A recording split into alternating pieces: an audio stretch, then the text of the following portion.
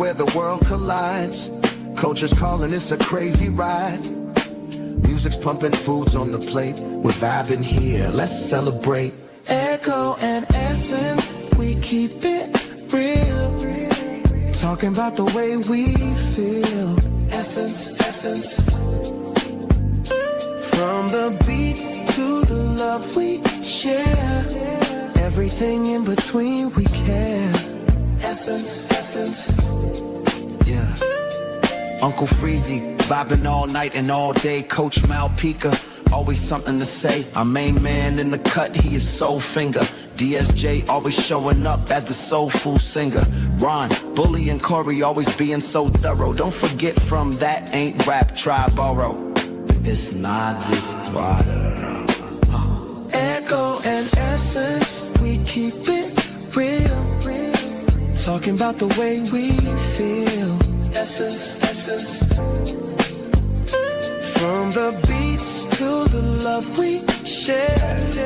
Everything in between we care. Essence, Essence.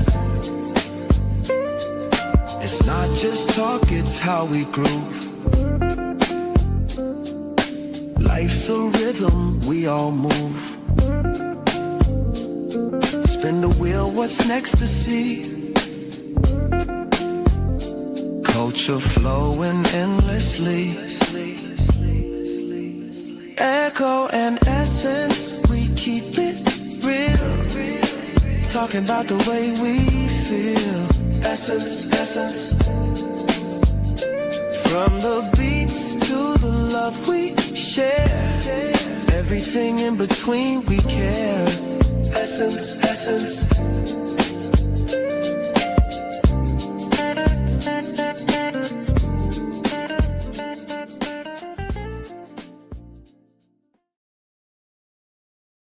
And we are back.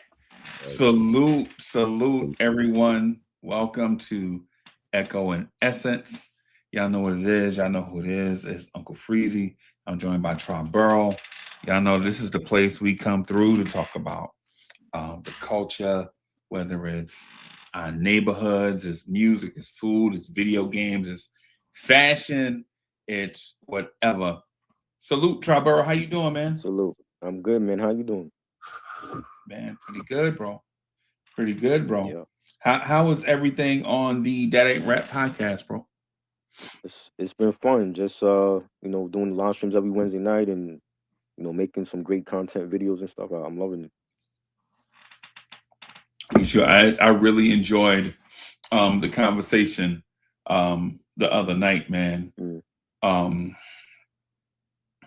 So not to give away too much about what occurred on the That Ain't Rap podcast, would prefer for you to go check out the episode.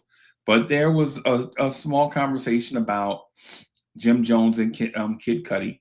Was that part, and then a good friend of ours, Ray, came through as usual with Matt with energy. Yep. Try, bro. You know how you do. I don't know if y'all get a sense, but I love rocking with Ray, bro. Yeah. Yeah, man. He's animated. Yeah, man. I love it. And it takes just a small thing to trigger him, which is funny because he knows it. I think he enjoys it too. So yeah, man. Yeah, man. Yeah.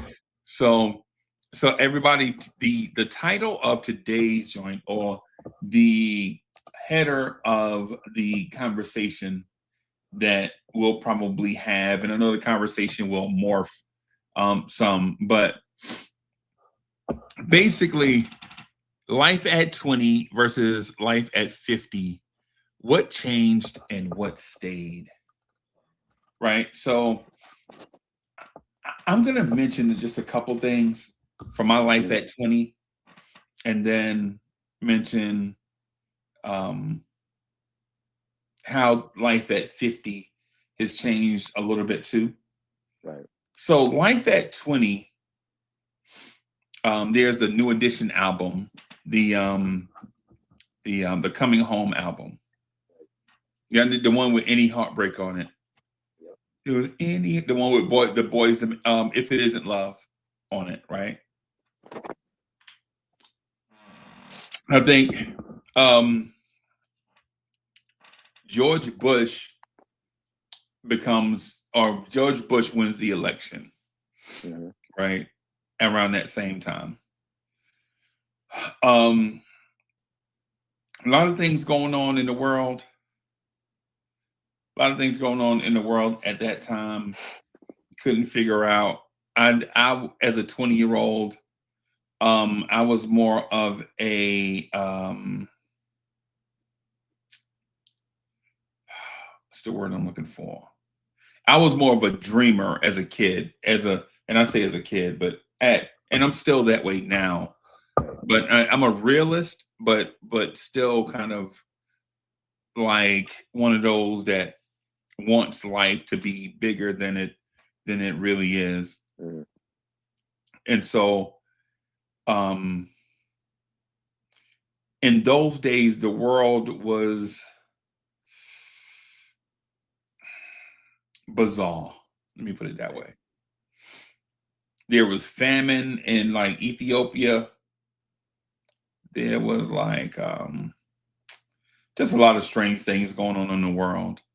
But in the 80s, though, in the Mhm. 80s, one thing for sure in the 80s was the 80s was a time of innovation. Right. Miguel Pete in the building, salute. Salute. Yeah, man. The 80s was an age of innovation. I think we legit went from at the beginning of the decade, we were 8 tracks, or maybe towards the end of 8 tracks. Right. And at the end of the decade, we were on DVDs, which Mhm. was crazy. That's a crazy jump if you think about Yeah. it. Yep. The fashion at the beginning of the 80s was kind of like um, at the very end of big collar shirts and wide leg pants to the end of the 80s, early 90s, people were wearing baggy pants and were sagging them. Right. It was like quite some change. And so, and so going into my 20s and early on into the 20s, um, couldn't quite figure out the world, right? Right. And now at the end of my 50s, headed into wow.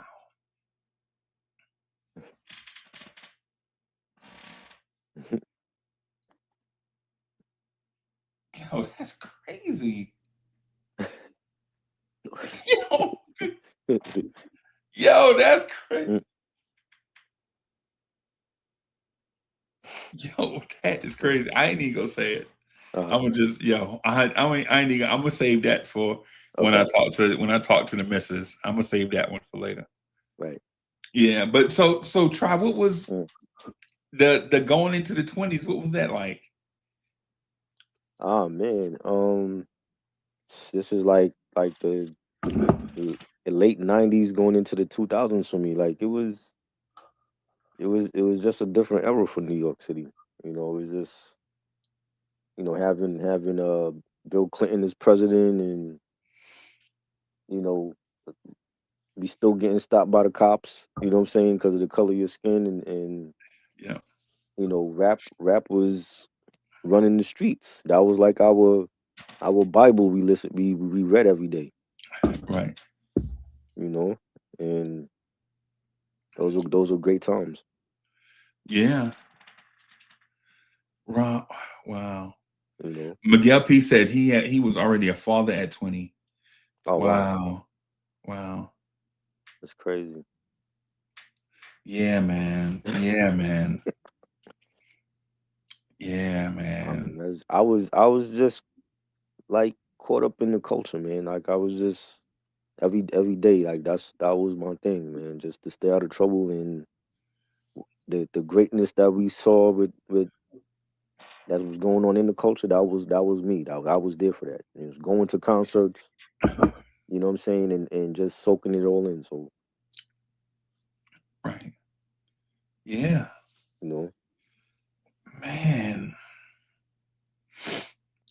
When I turned 20, it was right at the era of the explosion of black boy bands. mm, When I turned 20, New Edition was turning 20. Like right, not the group 20 years old, but I'm talking about the members were right, all around. I'm around that same age range. okay, So everything they sang about was my life. yeah, Kind of like later on, like people who are who would be a good example for, you know what, I'll just say as it's like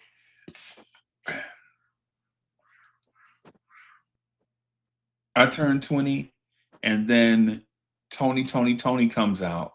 mm, Then Troop comes out. New Edition is out. And all these groups are like singing the soundtrack of my life. Like you're in that middle stage of life. Like right, you're old enough to go to war, but you're not old enough to buy liquor.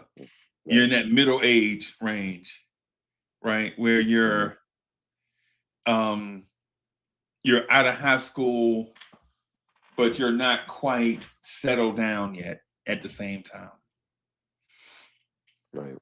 And so you hear like music and watch television. I was in it. You remember that show, A Different World? Oh yeah, that was classic. In that same age range as um Dwayne and Whitley. You know what I'm saying? Right, Like in that same, I mean, I'm saying in their television age, not in their real life mm, age. I think they're right, older than I am, um but yeah, like in that age range of like trying to figure things out. And then you get to a certain age range and then you realize like you still don't have it figured out. You just know how to deal with stuff right, better. yeah, Yeah, man. yeah, I think as I look back on what life was like at or around 20, I really leaned on um music, television, and movies to shape who I am as a person at that age. same. Excuse me.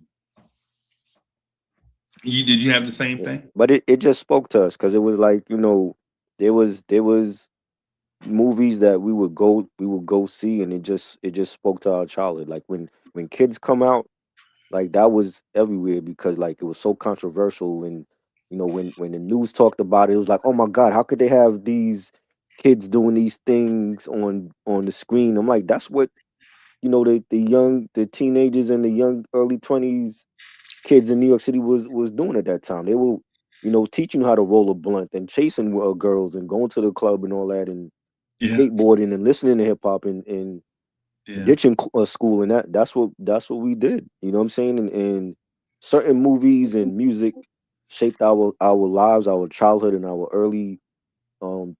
teenage years, and because it was like that we were living it. You know what I'm right. saying? We didn't care about, there was no social media, so we wasn't on no phones. I didn't get a phone till way later, till way into like the Way 2000s. later, bro. We wasn't doing it. We didn't care about that. You know what I'm saying? Like when we were outside, we wanted to enjoy ourselves and have fun outside. We didn't want to be Right, stuck on no devices.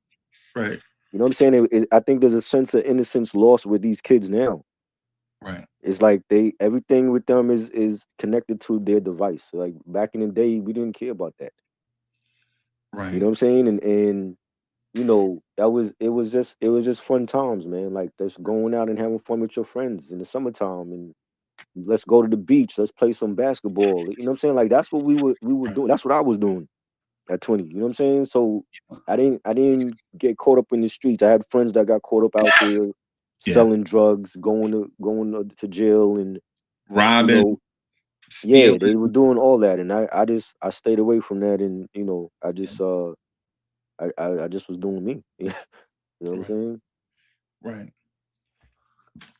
With no presets either. Right. Like we were just doing ourselves with Yeah. no presets. Like, you know what I'm saying? Like nothing holding you back. Just out there with your wings on. Yep. Right. Basically, you know.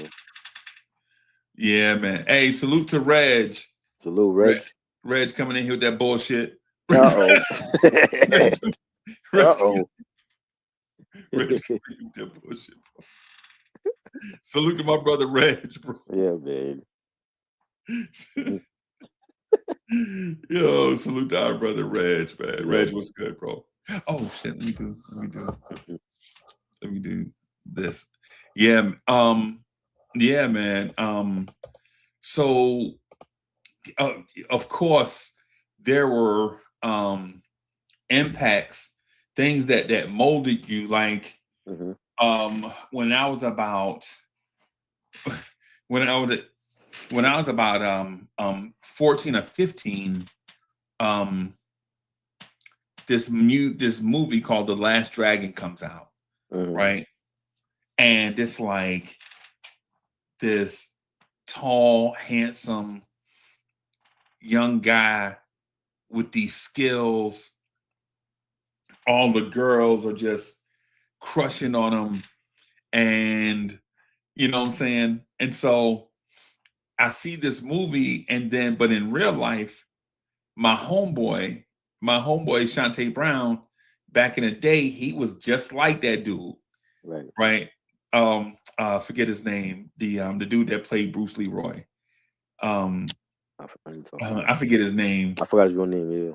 Yeah, but my homeboy in real life was just like him, just like a younger version of that guy, like the tall guy, brown with the good hair Mhm. and the pretty eyes and all that stuff, man.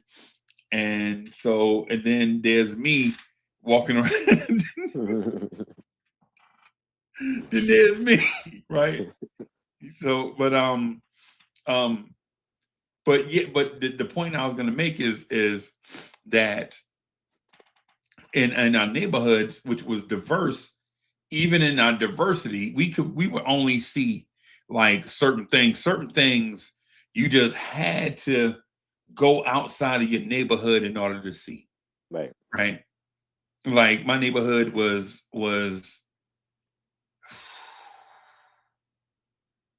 Jersey City was the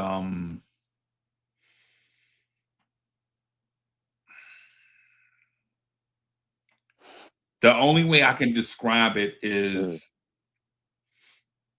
it gives you Jersey City give you the vibes of like Gary, Indiana, Wow. or a Compton, California, Mhm. or a Chicago, Illinois, or East New York, Brooklyn, New York, Right. or a South Bronx, New York type vibe to it. Mhm. Because it was super busy, mostly everybody just trying to stay alive, but at the same time, super dangerous.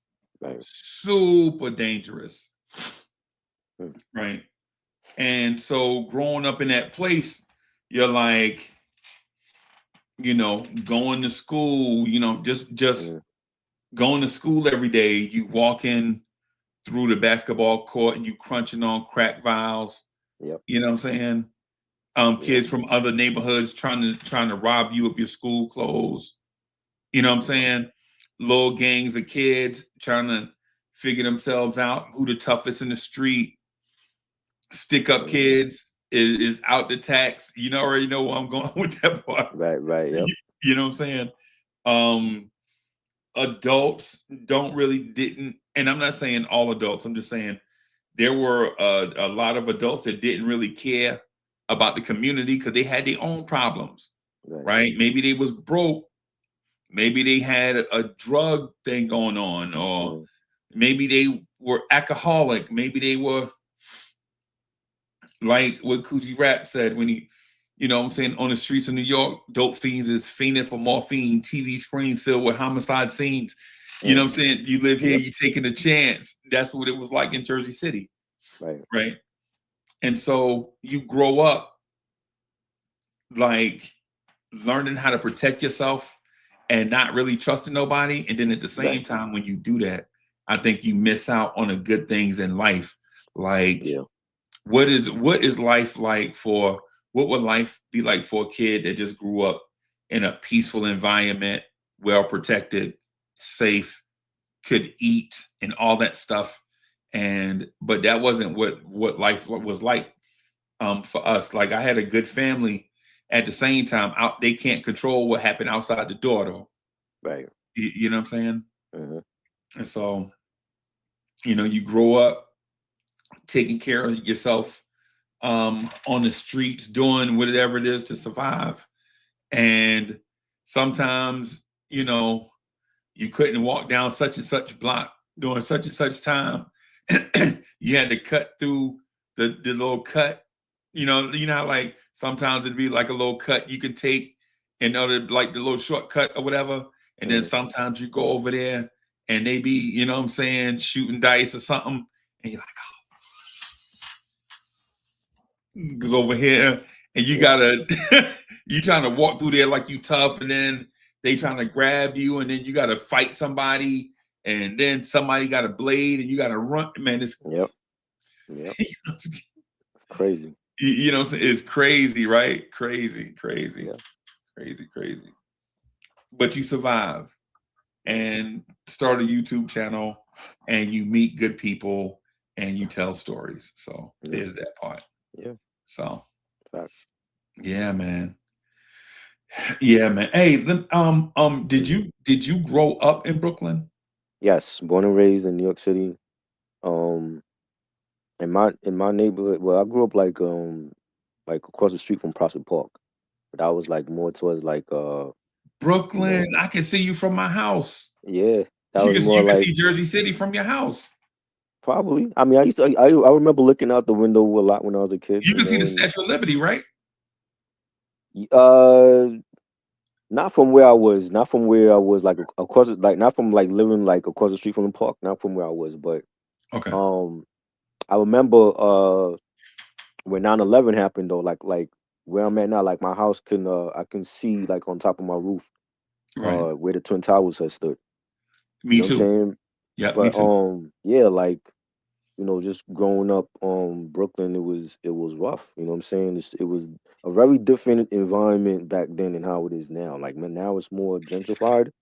It's more. I mean, you still got the New York element, but the neighborhood was very different back then. You know, it was a lot. I feel like it was a lot more crime, a lot more things that I've seen as a kid that I probably shouldn't have seen. Yeah. And we just knew how to make it through all that. You know what I'm saying? And just stay on the pathway to greatness. Yeah. Yeah, man. Yeah. Brooklyn always was a place that scared me, bro. Like Brooklyn was always that place. Like in Jersey City, mostly you were just afraid of getting jumped. Right? You walk down the wrong block and it'd be like 7 to 8 kids out. They see one kid, they just jump on, just beat them up. Right. And I'm not glamorizing it, but it's just what it was. Like, you know what I'm saying? Just what it was. So that happened to me when I was when I was a freshman in high school, and I went to private high school for like a minute, and like during the summertime they had summer orientation. So we had like those classes where you could get used to like the school and all that, and the curriculum. And I remember we went to play basketball at the nearby park near the school, like a block down from the school. Right. And they had like these kids there that was like at the playground, and They tried to jump, they tried to jump me for my JanSport, you know, the JanSport bags we had, Yeah.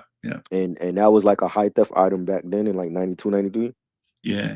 Yeah, and we had to fight ourselves. We had to fight ourselves out of that because if I gave in, I would have gotten jumped and probably seriously hurt, and they would have took my bag. So Yeah, man. you know, but I mean, all of that stuff. It was like, I had friends that on the block that was like they were into the corner and getting into trouble, and I stayed away from that. Like I was always Yeah. into sports and music and extracurricular activities that Right. I didn't need to turn to the streets and you know, just do a bunch of bad stuff. But I mean, I had a lot of friends that went to jail or they got killed, you know, Yeah. for being out there in the streets, and my path was just different from theirs. Yeah. I um I got a lot of those stories, bro. Like I left Jersey City and moved back like a couple of times. Right, And even every time it was like the whole city was new. Like every time I leave Jersey City and go back, it's different, right? And you look at it different. Like when you are 14 and you move away and you come back and you 18, the city look different because you looking through it mhm, through adult eyes. right, And then you leave and then you come back and you 20, they done tore down a whole neighborhood of projects and put up the new projects. They just look like townhouses. right, You know what I'm yeah, saying? And so then you leave and then you come back and you a little bit older, like you realize that some of the people that used to look out for you on the block, like the older crowd, right, like a lot of them done got old. They either in homes or they shut in or they passed right, away. right. And now ain't no real there's yo, you remember the do the right thing when Yes, the block used to have a mayor? Remember the mayor? right. The mayor, yes. Yeah. Ozzie So Davis. Yeah, yeah. Like on our block, we used to have people just like the mayor. right, Like, hey, y'all know y'all ain't supposed to be playing out there in that street. Oh, come right. on, Mr. Bobby. You Yeah, know what I'm saying? yeah. We had that. We had like the drunken old man, Yep, and he would roam the streets all hours of the night, but he would like look out for the kids. yep, So that was like our, you know, don't be like him moment. You know what I'm saying? Like yeah, when we get older, we don't want to be like him. You know what I'm saying? And so yeah, like I didn't have any male role models in my life. So it was like I would just look at the OGs and be like, yo, the OGs look out for us, and they like, yo, don't be here at this certain time. Don't be friends with this person, and you know what I mean. So right. you know, and just like I said, like being involved in sports and you know doing gymnastics and karate and playing ball, like that just kept me off the streets. Like, you know, I could have easily turned to a life of crime with the friends that I grew up Yeah. with, and I just never did. Easily could have easily have done that, bro. Yeah, Could have easily have done that or been that. right, Yeah, man. Like the Jersey City, man, where we lived, and I lived all over well, not all over Jersey City. We basically lived up on the hill. We moved all around the hill, like mm, um Woodlawn, Fulton, yeah, Van Nostrand, Woodlawn again, um, Van Nostrand again. And so so we moved around a lot. So we had to make new friends every time you move, because we was mm, moving like every 2 years. So mm, every 2 years, you know, we moved, you know, man. And ironically, we always went to the same school, right? right, But we always had to move, make new friends. You got to prove yourself, all this stuff. You know what I'm saying? You got to fight. You got to do what it is to survive, right? yeah, hmm, And I remember like moving on, moving on the block for the first time and actually being outside. I mean, right, being outside. You know how when you like a shorty and you outside and your mom hmm, sitting on the stoop or whatever, right, maybe like braid your sister hair or something, right, little radio or something, everybody outside, you just, you know what I'm hmm, saying, just dribbling the ball or playing jacks or something. yeah, I'm talking about the first time that I was outside, like by myself, Right. So, nobody in the window, just unsupervised. right. This girl got her face slashed, Oh right? wow. And she was running and blood was dripping down her hand. Wow. And they was calling the cops and all Mm, the adults was coming outside and all damn. that. And I could hear my mom calling our name. Like my mom was like, Uncle Freezy, get in the Right. house, get in the Mm, house. right. Called, you know what I'm saying? Me and my sister, brother, whatever. Yeah. And the girl had like, she got her like real slashed up, man. And the neighborhood like was raising money for her and then all that mm, stuff, man. And the girl that did it like went to jail. That's the mm, first time I even heard of kids jail. I ain't know kids go to jail, crazy. bro. Right. You know what I'm saying? But this was Yeah. like a brand. And what I'm saying is the neighborhood, like this Mm, neighborhood had been wild. It had a reputation for being wild. And right. my first day outside, a girl get her face slashed. Wow. You know, I don't even remember the first time I was out without nobody. It was a long time ago, but I know like coming from school, like anytime the weather would be nice, like springtime when we get spring, that first 70-degree weather, I was ready to go outside and play with my friends. yeah, You know what I'm saying? So it's like my grandmother would be out there with us and me and my cousin, and then we would, play for a couple hours, and we come in, and then the summertime hit, we out there every day. You know what I'm bro. saying? And I mean, there was always like, drama on the block. I had a friend that she lived on the block with us, and there was a time when she had went to one of the neighbors had a party, and she went to the party, and then she was claiming to the neighbors that after the party was over, that she had got abused or whatever by one of the guys, and Right. and one of the guys that allegedly abused her, I was friends with him on the block, him and his What? brother. So it was kind of like weird, and I was young. I was like maybe 10, 11 when all this is going down. So that was like my first time of what like a sexual like abuse was, because it would Right. happen to my friend, and I'm hearing all of this, and she's telling the friends on the block, and I'm like, well, how come you didn't go to the cops yet? And it was like Why she you was ain't tell your scared. family? Yeah. Yeah, she would. They knew, but she was like she was scared. She didn't want to turn him in, and I'm like caught in the middle because I'm like, oh well, I'm friends with her and her family, and then I'm friends with the guy that she's saying abused her, and his Yeah. brother, and I'm like, well, what we gonna do about that? You know what I'm saying? So I mean, shit like that was always going on the block, and it was like, to be that young and to deal with stuff like that, it was just Yeah, I there was was too no young to be dealing with stuff like that, yeah, bro. there was no playbook on how to handle all that stuff. Right. Right. You know what I mean? And no disrespect to the adults back then, Yeah, but adults didn't really know how to handle stuff back then either. right. You know what I'm saying? Because Because it as mm, soon as something happened, the adults were supposed to be there yeah, to protect you and all right. that. But shit, who protecting the It's adults? like it's a he say she say thing. You know what I'm saying? Yeah, And that was like my first experience with that. Like, you know what I'm saying? Like I used to see that in movies, but I'm like, but actually living it is like totally different. bro. Yeah, man. So now you a man, bro. Yeah, Now you a man and you 11. right. You know what I'm saying? You see Right. how weird that shit sound, bro? Yeah, You know what I'm saying? Like, yeah. like, yeah, man. Cause even with me, my mom had me when she was 20, Uh-huh. right? My mom had me when she was 20, right? Right.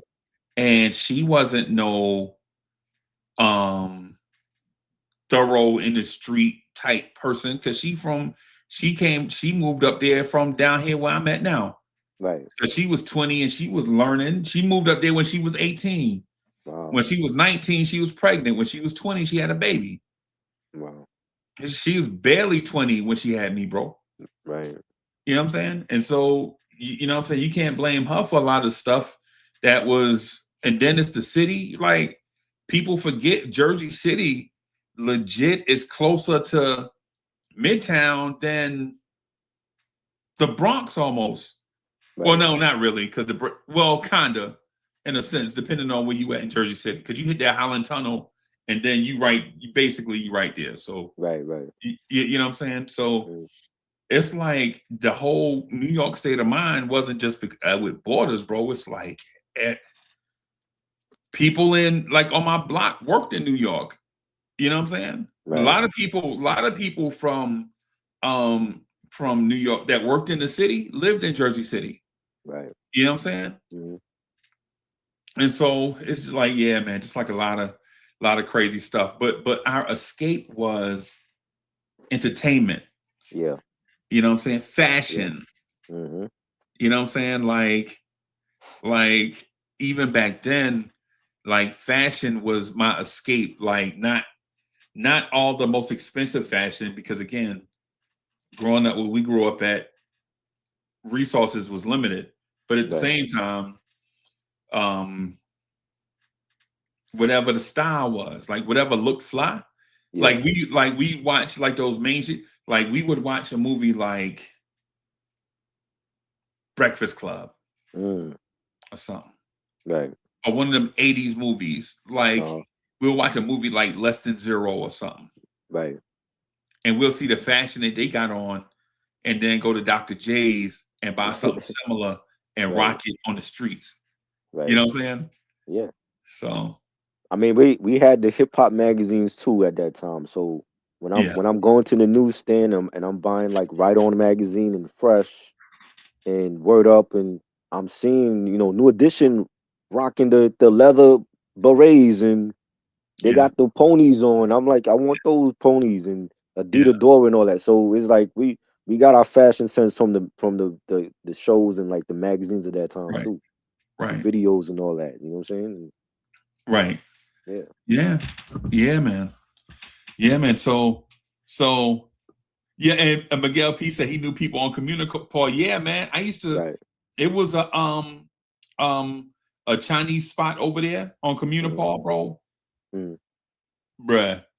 And on Communipaw, they used to have this joint called the Golden Skillet. Man, bruh.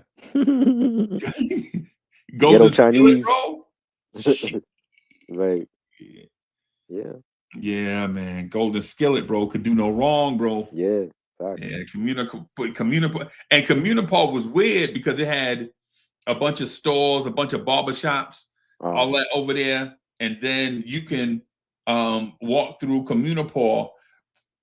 I forget the street now because it's been so long, but you can walk through Communipaw and make your way down to Journal Square, where you can kind of, you know what I'm saying, catch the train, go to the city, whatever. Right.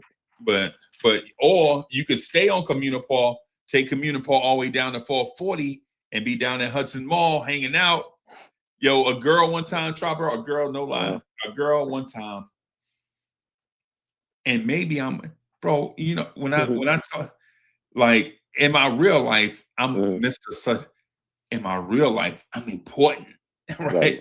But when I talk to y'all, I be feeling like a doofus, bro. Nah, like because this girl, this chick I met, and this chick I met, she went to a high school named Lincoln High School in Jersey City, like right down there by Communipaw, right? She's like a dark. She was like a dark African chick, bro. But her English was spectacular. She spoke like she was British, right? Almost, right. And she was just in love with she. Like I'm looking at her, like I can't believe. And this is weird. It's weird, bro. It's weird. But and not to sound like Fat Joe, like telling a story for every occasion, but it was weird because she was so dark and her skin was like flawed. She was bad, bro. She was like the Noxzema girl, bro. Wow. Yeah, she was gorgeous, bro. She was gorgeous, bro. But she was fascinated with me because she was like always touching my skin and my face. She was like, I can't believe that you black. Yes, I'm black. No. She's like, you sure you black? Yes. Crazy.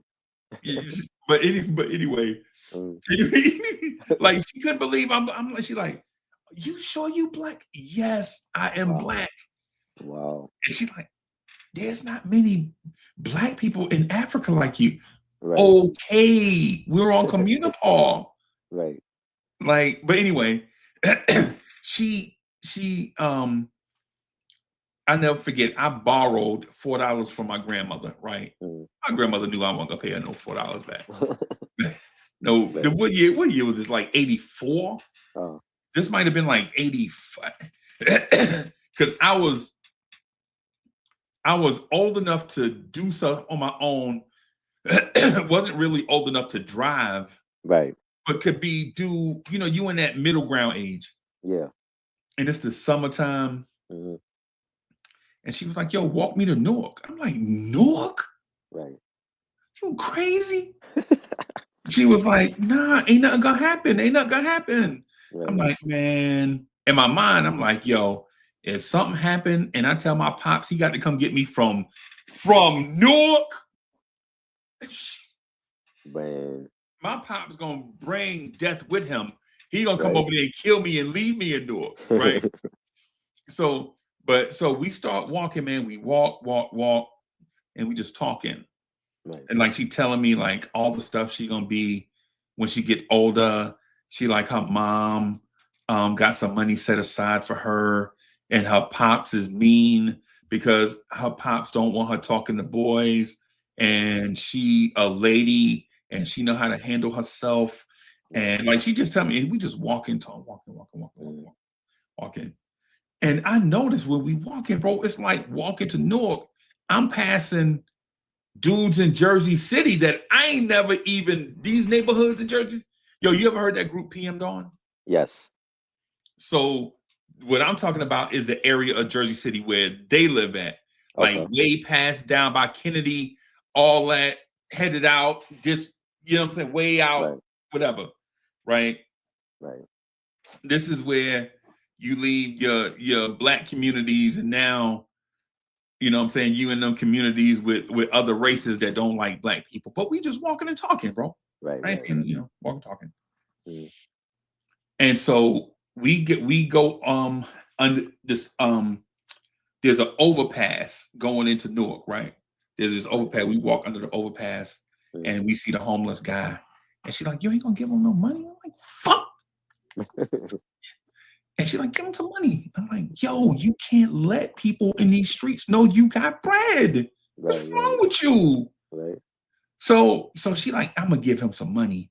Mm. And she go and try to give the dude some money, and another dude snatch her thing, her what do you call it? The thing that girls carry. The purse. Yeah, Pocketbook. yeah, he snatch her purse and he take Wow. off.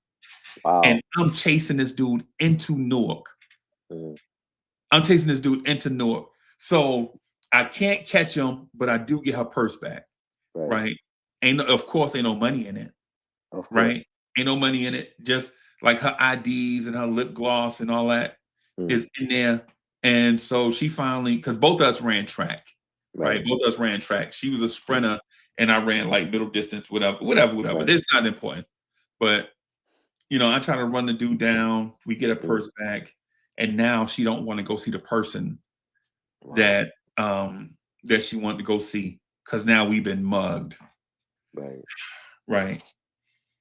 So we walking back and she got hearts in her eyes. Like, Right. I'm like, the fuck? Why you looking at Chopper? I'm like, why you looking at me like that? She stopped. Right. And she just stopped and she just hugged me. We at a bus stop, not catching a bus, but because something happened and she trembling and she just need to be held and shit and whatever. And she got them hearts in her eyes, like, and we in Newark, and it's like in my mind, I'm like, what the fuck wrong with this bitch? Right? Like this is every day in Jersey City. This every day. So anyway, we walking back. We stop at this little pizza spot. They got the tables outside. We stop, get a slice. I'm like, yo, my man, you got a bathroom? He like, yo, the bath. He looking at me like, he give me the look like, what the hell you gonna do with my bathroom look? You know what I'm saying? Right. So take oh girl, we at the bathroom. At the bathroom, she wash her face and you know what I'm saying, she come out like towels and like all this thing, she still all this stuff. Yeah. And we get like the slice and get like the back, bro. You know, we got both of us ate for like $3, bro. Wow. 2 slices of pizzas and 2 sodas. Crazy. But $3 back then? That's how long ago it was, bro. Wow. Yeah, it's not like that now. Hell no. Hell no. Yo. Hell no. Hell Wow. no. But the when so we eat and we walk back and the dudes we faced like passing the way back, they see us coming back through, and now everybody Mr. Tough Guy. Right. Right. So these dude just walked up to her and just felt on her butt, just grabbed her butt and looked at me dead in the eyes. Crazy. So Tribe, what was I supposed to do, bro? I mean, I would say you gotta protect her, but then it was like you gotta be smart about it too. Right. You know? I hit dude so fast. Man. I hit dude so like bip bip bip. Yeah. and crazy. you hear his voice like, oh Yeah. you know, and I started like you know how you do like the soft jog towards the other dude and they Yeah. like start backing up or whatever. Oh man. Yo, it's crazy, man. So anyway, that happened, and by the time like she like it's crazy. Is the whole thing is crazy. So anyway, it's a bad trip. She get her pocketbook taken, all her money. I was like, how much did they take? She was like, they took $8. And I was like, $8. Wow. $8. Bro, do you know what kind of time we could have had? $8? Right. Yeah, especially back then. So man, we walked back from Newark, then I gotta walk her home because mind you, she don't have no money and I spent money on food. Right. So now we can't even take the bus. Right. So now I gotta walk her all the way out down by Kennedy. Man. You know what I'm saying? I mean not by Kennedy, but all the way up by Communipal. Because the thing is, at Hudson, at the mall, I could cut up and go straight to my house, right? But since she lived on Kennedy, we had to keep walking down this way, right? I'm walking like 4 miles out the way, and then I got to walk home by myself. So we get home, it's like dark. As soon as we get to the house, her father cussed me out. Wow. Where you been with my daughter? Where you been? And she's like, like telling her pops like, Pops, I've been mugged and a guy felt on me and Uncle Freezy had to beat him up. And her father's like, what? You better never be around my daughter no more. Get away from here. Man. And I'm like, what can you?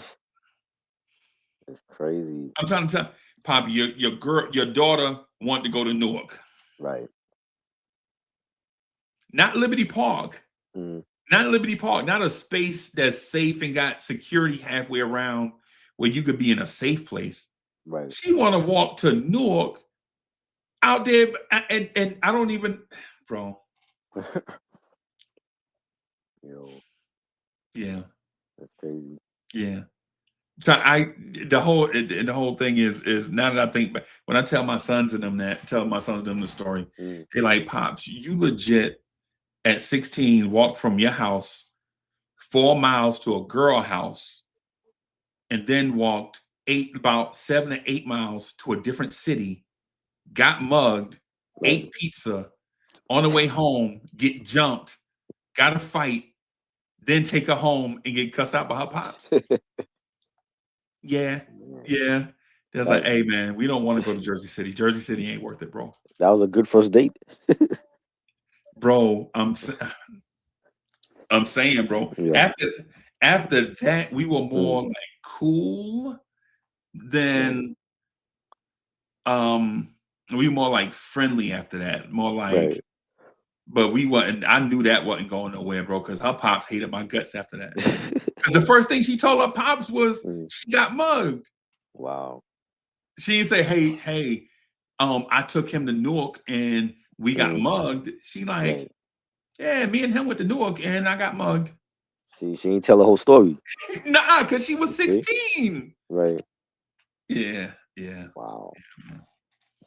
I know Brooklyn don't have stuff like that go on in Brooklyn, bro. Brooklyn is a safer place than Jersey City. But bro, some parts of it is safer. You know? yeah. I mean, I imagine now Brooklyn is super safe. Back then, Brooklyn wasn't no joke, bro. There's still some parts where, you know, like you go to Brownsville, East New York, is like it's still, you know, I don't know if you want to be out there at 5 a.m., you know what I mean? But Nah. you know, it's not like before though. Yeah. Yeah. You know? Hey, salute to Brownsville, Fort Greene, Brownsville, what else? Crown Heights, yes. Bed-Stuy, Mm-hmm. Canarsie area. Yep. Yeah, man. Salute to all them places, bro. Yeah, man. That dude just walked up to her and just grabbed her on the butt and looked me in the face. Yeah, that's crazy. Can't do that.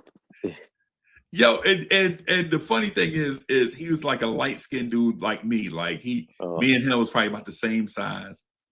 And so I guess he just figured he'd just test me. Right. Yeah, man. You had the wrong one. Yeah. Okay, but it was instinct though. Right. Because walking back home, I was scared as hell, bro. Yeah. Like, what if these dudes is following us? Yeah, you have to protect her though. So no, it was I don't even think it was that. It was like the fear factor. Right. Like he do it and do. I was like, pip, pip, pip. Like, like it was fight or flight, bro. Because if I would have hit him like with a combo and he would have hit me back with a combo, I would have left her ass. Wow. I left her ass, bro. Like, shit. You ain't gonna get me to in Newark? Nah, bro. Yep. Shit, she ran track. She was fast. Right. You know what I'm saying? Yo, but yeah, man. Yeah, man. Yeah, man. But that's what, like, the 80s, that's what it was, bro. Yeah. Yeah, that's what it was. That's what it was. It's kind of like, man. I was I don't know what it was about those about back in the day, but I just felt like let me ask. Yeah. I'm gonna ask the chat this too. So chat, everybody watching, I know we're in a different time, right? I know what I'm talking about is like 40 years ago, right? This is so I'm talking about like from 40 years ago. Right. But what I remember from that time is people really took pride in their parents back then. Like the pretty girls were gorgeous back then. Right.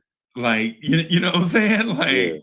Like the girls back then, they were like beautiful, like took pride in themselves, like gorgeous, like the skincare routine, like girls used to have like and I'll be looking now like on social media and chicks is like, I ain't getting dressed up for you. I ain't getting dressed up for it. And I'm like, what? Nah. Is that a thing? Is that a thing? Am I missing the boat? Is that like I mean, I feel like back then it was the women were more natural. You know, they had natural hair and nails, and sometimes they were really gorgeous. They didn't need no makeup. They might have had lip gloss on. But now you got the fake eyelashes, the nails, the hair. Everything is all fake. It's like where's the real person I'm speaking to? You know. Where is Fife Dog when you need him? Right. Where is Fife Dog when you need him? Fife Dog used to call them ladies out. Facts. You know, and it's like a whole show for them now. You just like you don't know what you're getting after they take off all that stuff. Yeah, I know. Even some of the body parts be fake. I feel like that they're promoting that more in society now than ever. Like before, that was like a taboo thing. Now they're promoting, getting a butt lift and getting your boobs done and all that, and you know what I'm saying. I'm just like, we didn't come from that era, Yeah. you know. Yeah. Yeah, man. I mean, I think I went through the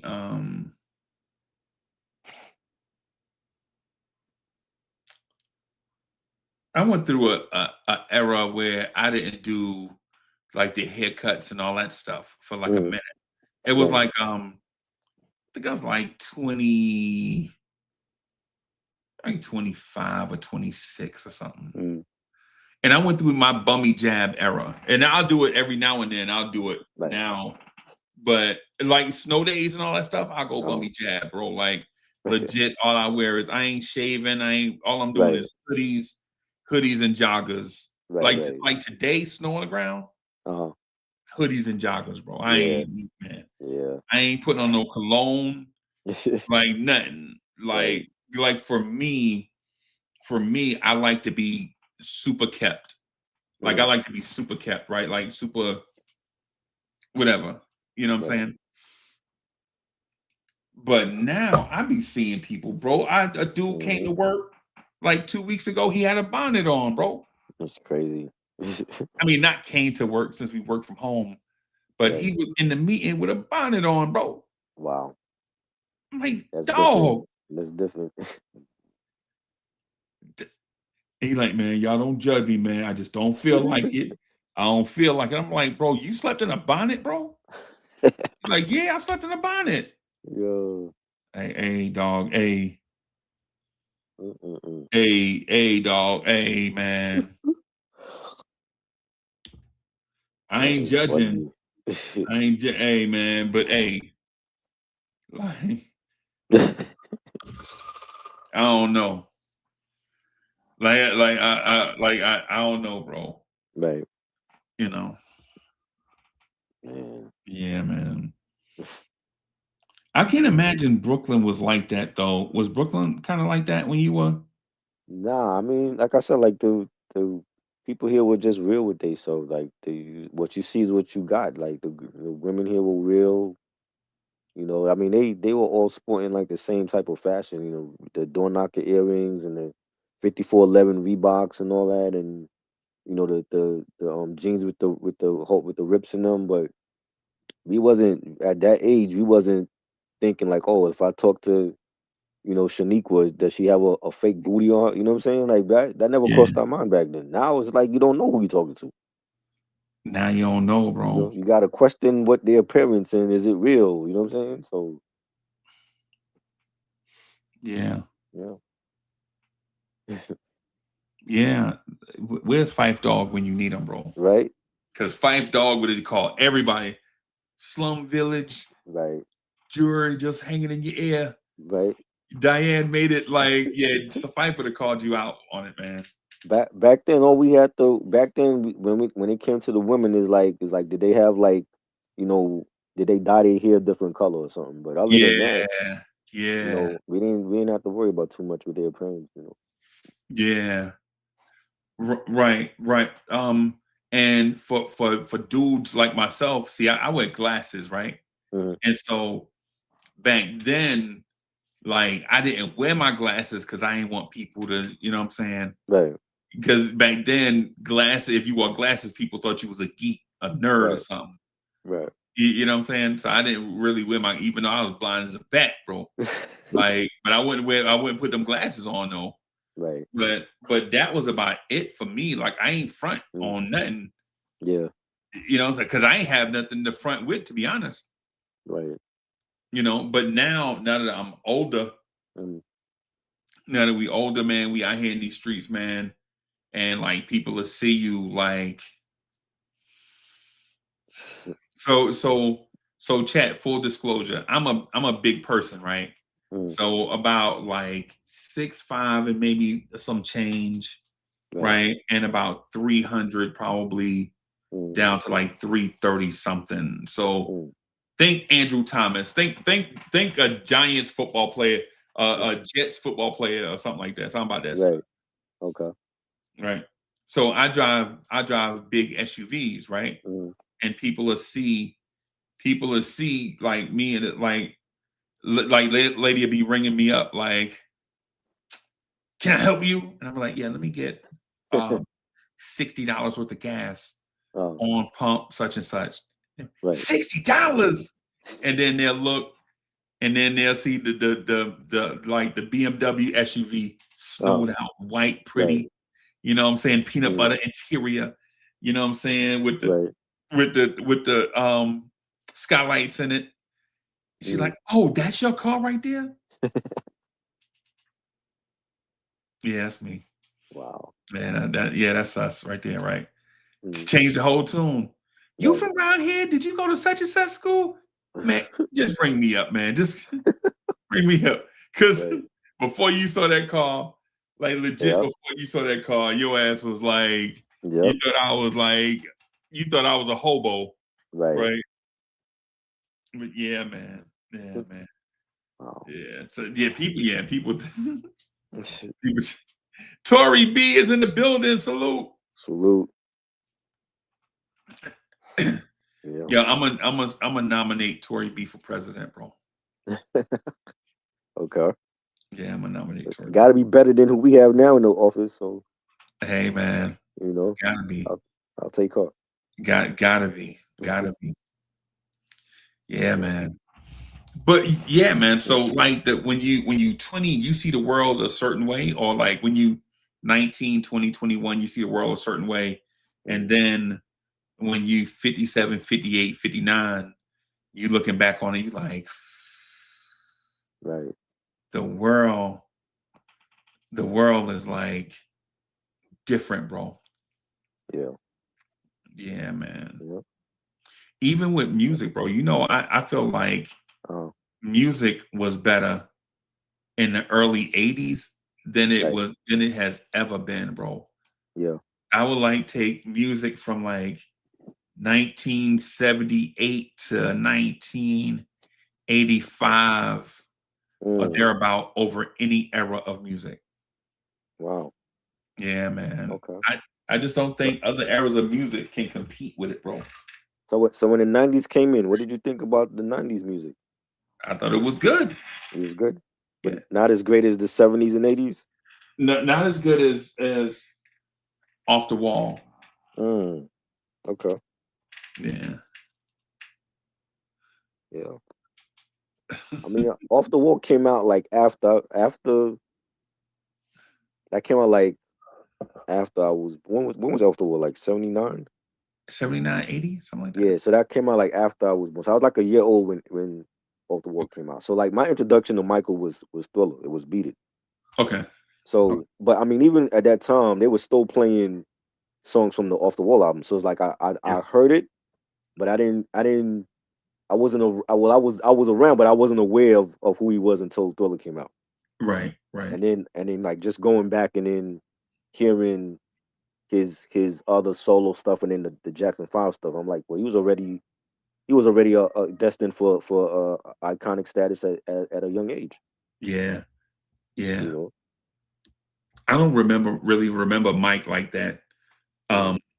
Even though Mike came out when I was a kid, right. I don't remember Mike like that. Like I remember I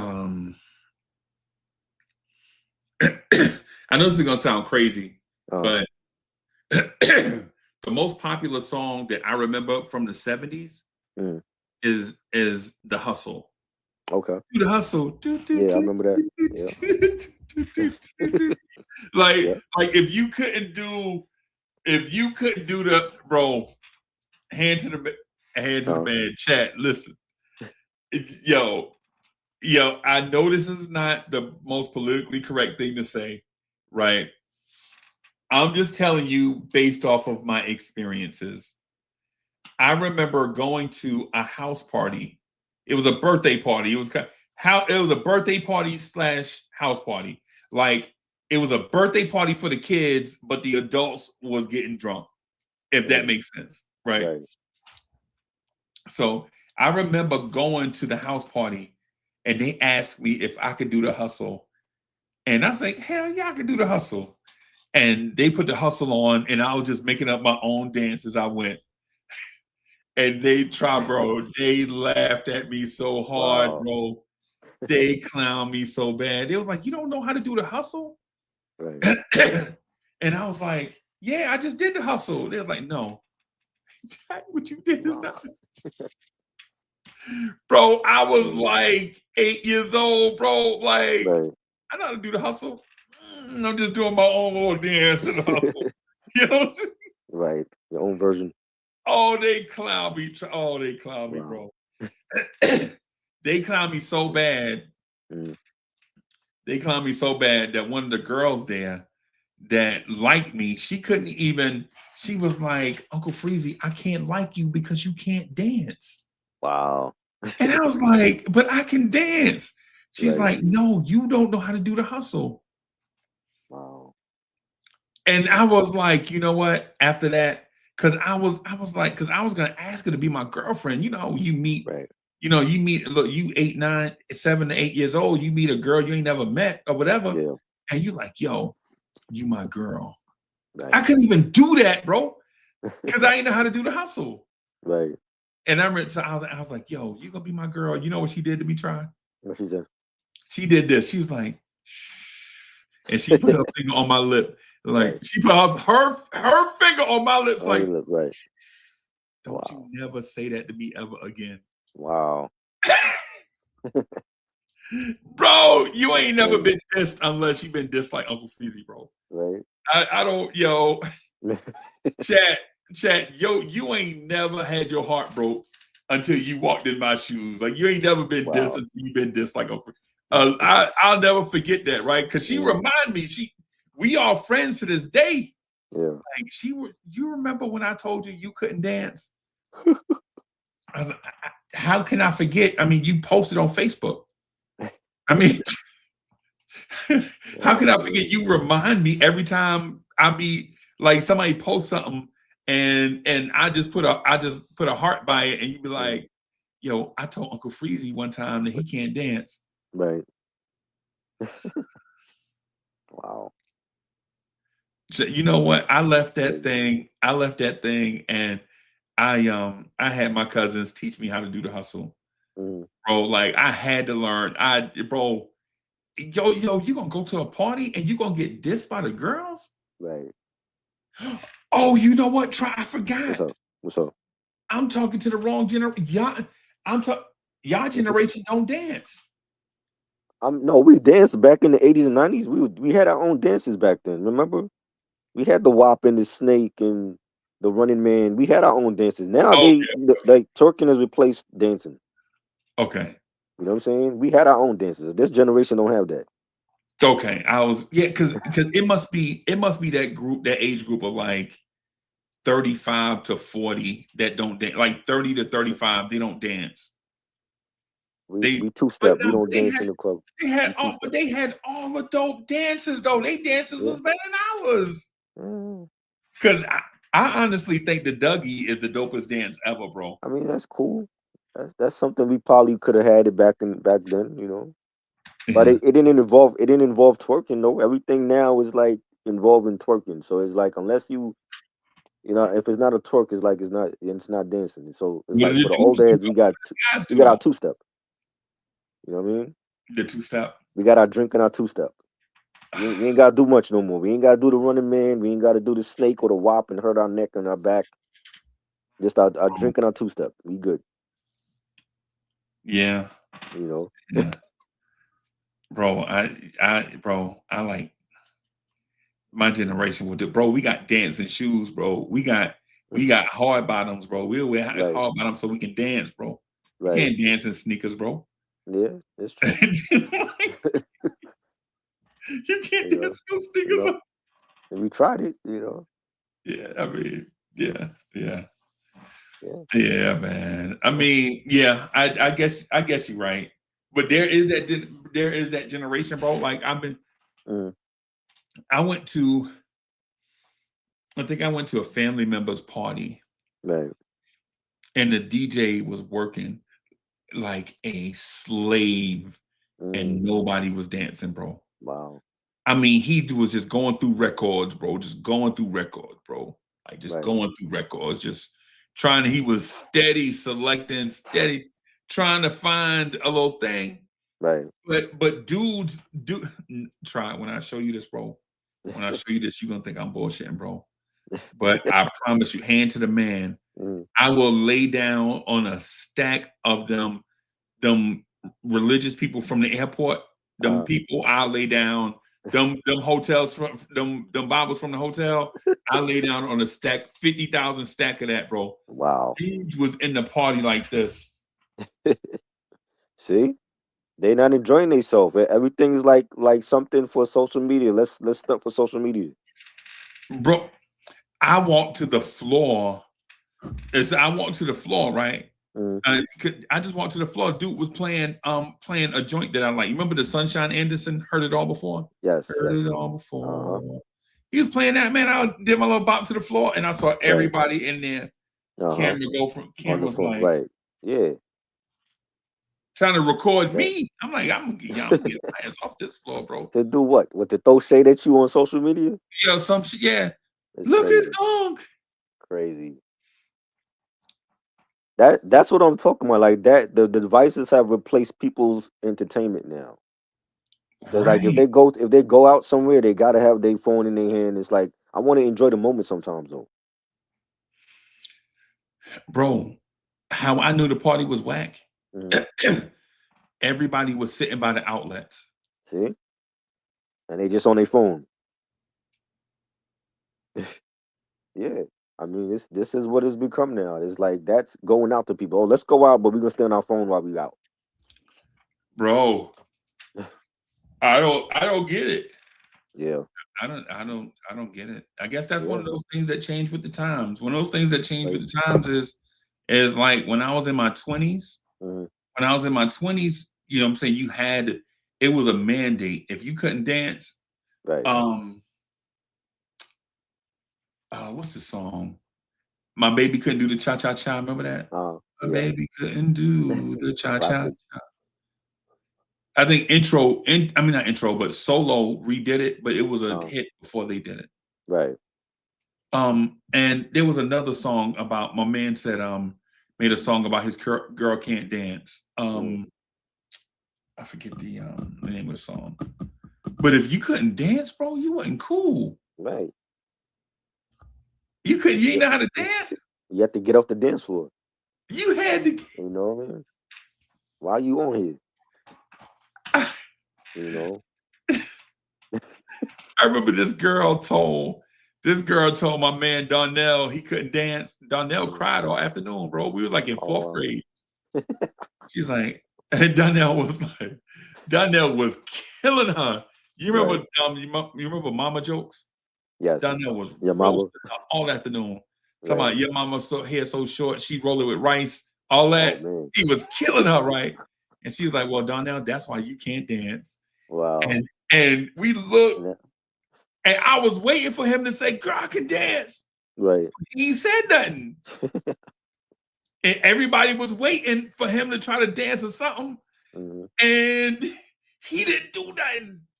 And everybody was like, oh. Crazy. And that man busts out crying, bro. Mm-mm. That man busts out crying, bro. That man couldn't dance. Wow. Yeah, man. That man could not. That man was hurt after that, bro. Scarred for life after that. That man was hurt after that, bro. I mean, yeah, man. But if you wouldn't have been me, bro. I learned my Right. lesson in how old are you when you 8 years old? Like third grade?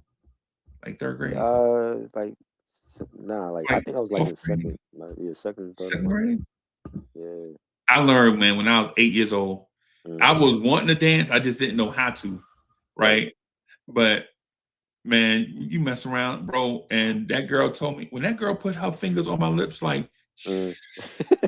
don't never talk to me like that no more. Don't never, Right. you can't never be nobody boyfriend. Wow. I was like, what the fuck? Crazy. That she what was in her spirit to act like a 30-year-old woman in that Right. moment? She might have seen that happen before to her. Like maybe her parents. She might have seen her She parents go through that or something, or her big sister or something. Yo, she Yeah. played the bro. Oh my god. Yeah. So let me ask you now, as Mm, an older distinguished gentleman, mm. if the music is right, will you get out there and dance? Hell yeah. I mean, it got to be more than I think. You see, the '90s there was a lot of head nodding. They made a lot of head nodding music where like people would go. I had friends that would just go to the club and they be at the wall and they head nodding. They feel in the groove, but they ain't trying to dance with nobody. But Right. I think now like you have being that like the music is so versatile. We have different artists like crossing over to like different genres. Like there's dance music out there that you can enjoy yourself to. You know, a song from The Weeknd or a song by Leon Thomas or by Chance the Rapper. You know what I'm saying? And it's a lot of the songs we fire is groovy. You know what I'm saying? But I think I mean, they got to be comfortable in their own skin to do that. You know, and not think about who is recording you and they're gonna put it to TikTok. You just got to be confident within your own self. Right. You know. But yeah, I Right. mean, if the song is dope, I'm gonna definitely do my two step on the dance floor. So you know, This summer I was on a cruise, a uh, day cruise, not a big cruise, but on a day cruise, like a dinner cruise. right, And I felt like I was clean. You know what I'm saying? It felt like I yeah, was, you know what I'm saying? You know your man gonna have uh-huh, like I'm a hat wearer, right, right? I'm a hat wearer, right? oh yeah, So if I'm chilling, I'm gonna have my Mets hat on or something, because right, ain't nothing but one baseball cap to wear in the city. It's got to be a right, Mets cap, right? right, yeah, So I'm either Mets cap or like a Scully or something. uh, You know what I'm saying? Or if right, I'm super fresh, mm, like if I'm clean, if I'm swagged out, I'm right, gonna throw on like a y- fedora. Like right, I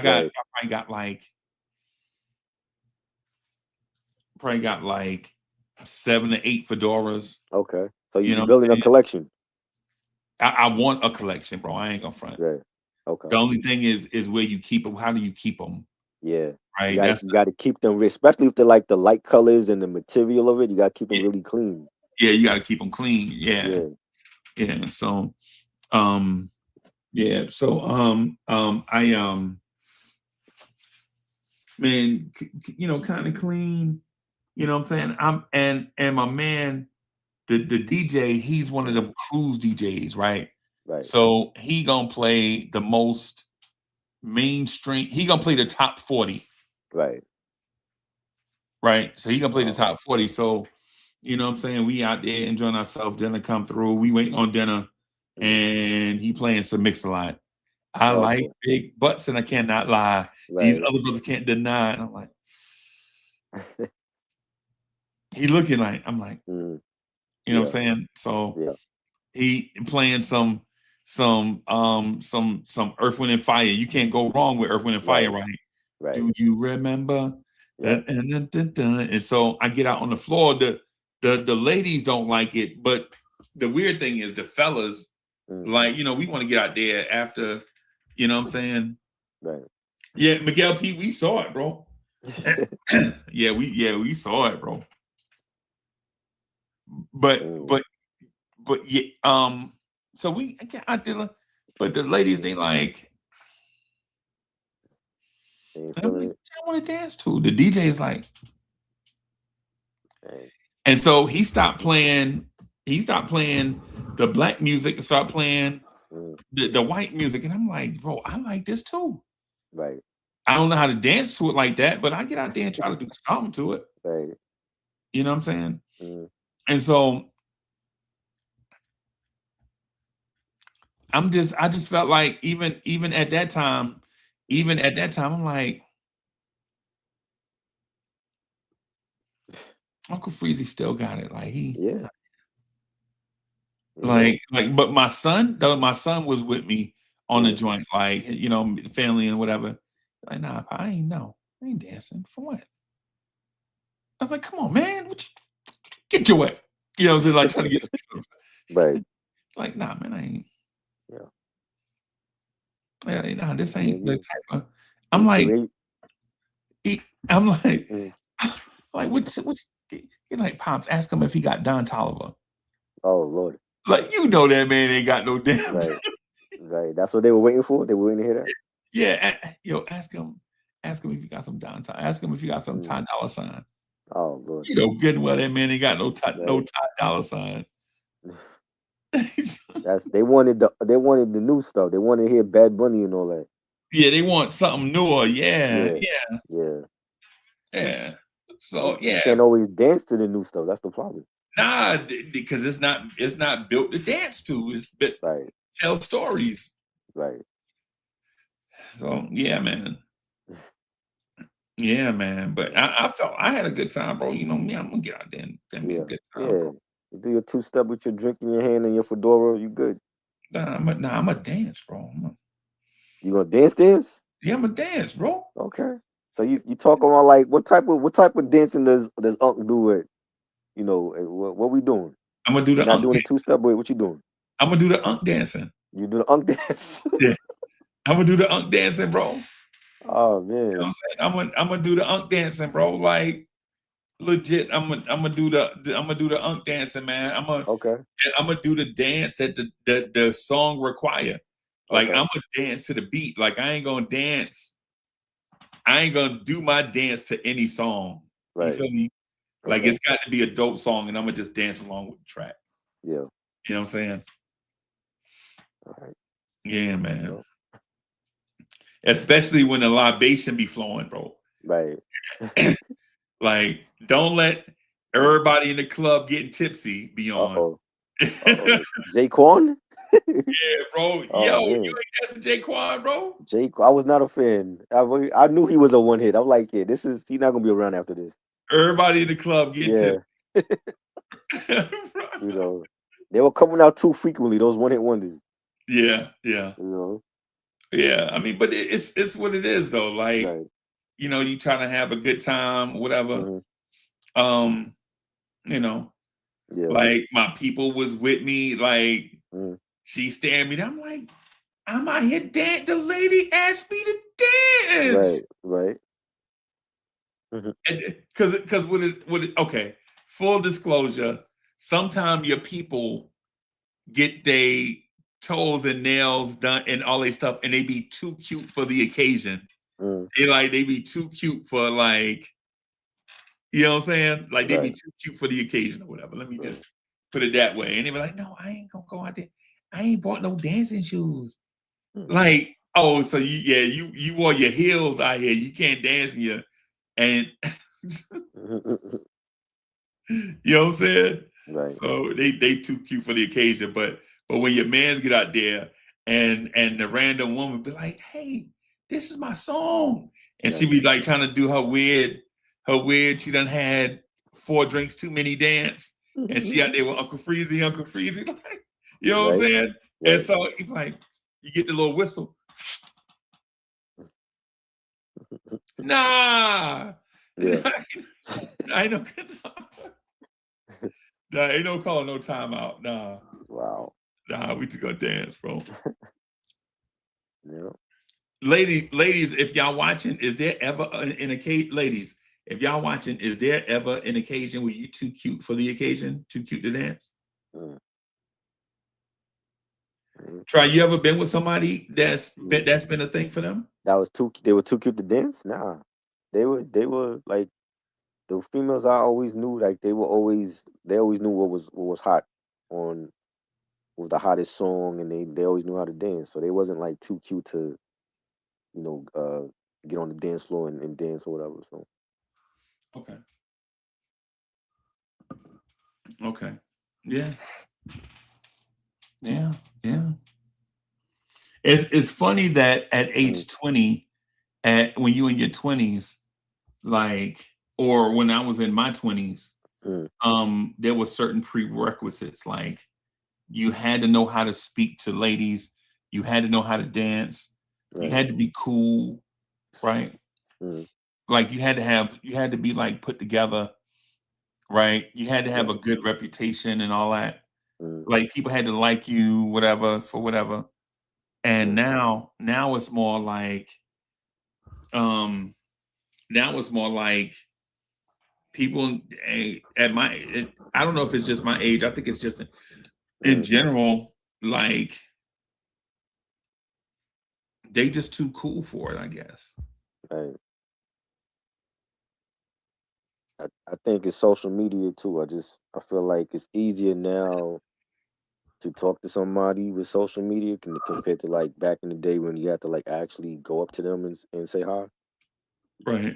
You know what I'm saying? And even now, like even if you talk to somebody on social media, you still got to get to know them. If you vibing like that, y'all still got to Yeah. get to know each other. Yeah. You know what I'm saying? But I think it's more easier now, like as far as the approach. You can just run up in a DM and say hi to them compared to like actually saying hi to them on the street. You know what I'm saying? Yeah. You know,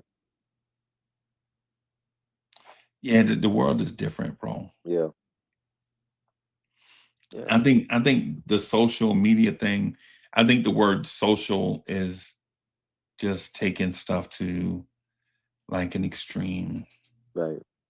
or maybe not an extreme. I think it can be used in the right way. Like if, you know what I'm saying, if people know how to use it, it can be used in the right way to socialize with people. Like I've done it. I've met so many great people, in different countries and different cities, over the past 8 years. Like just being a content creator, it's been fun and actually meeting them in person, not just Right. calling them a friend on social media, but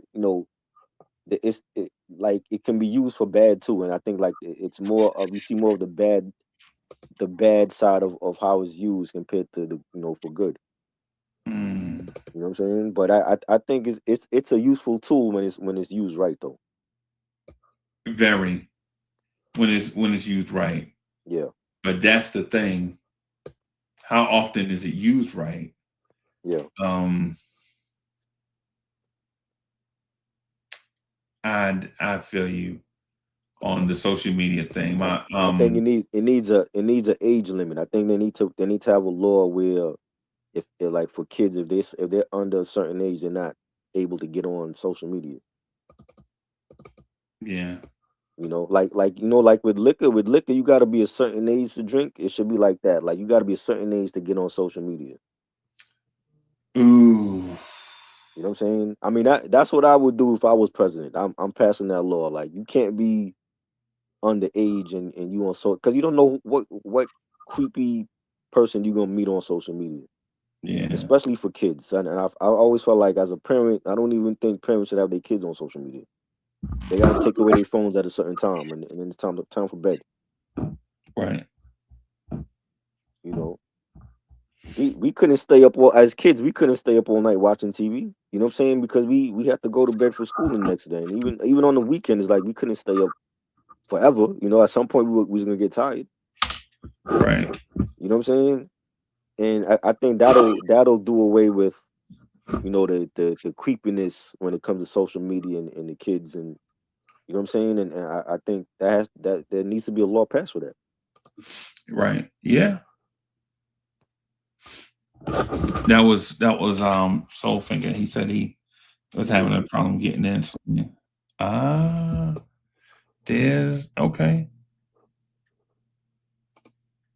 Jay the Chosen One is in the building. Salute. Salute. No,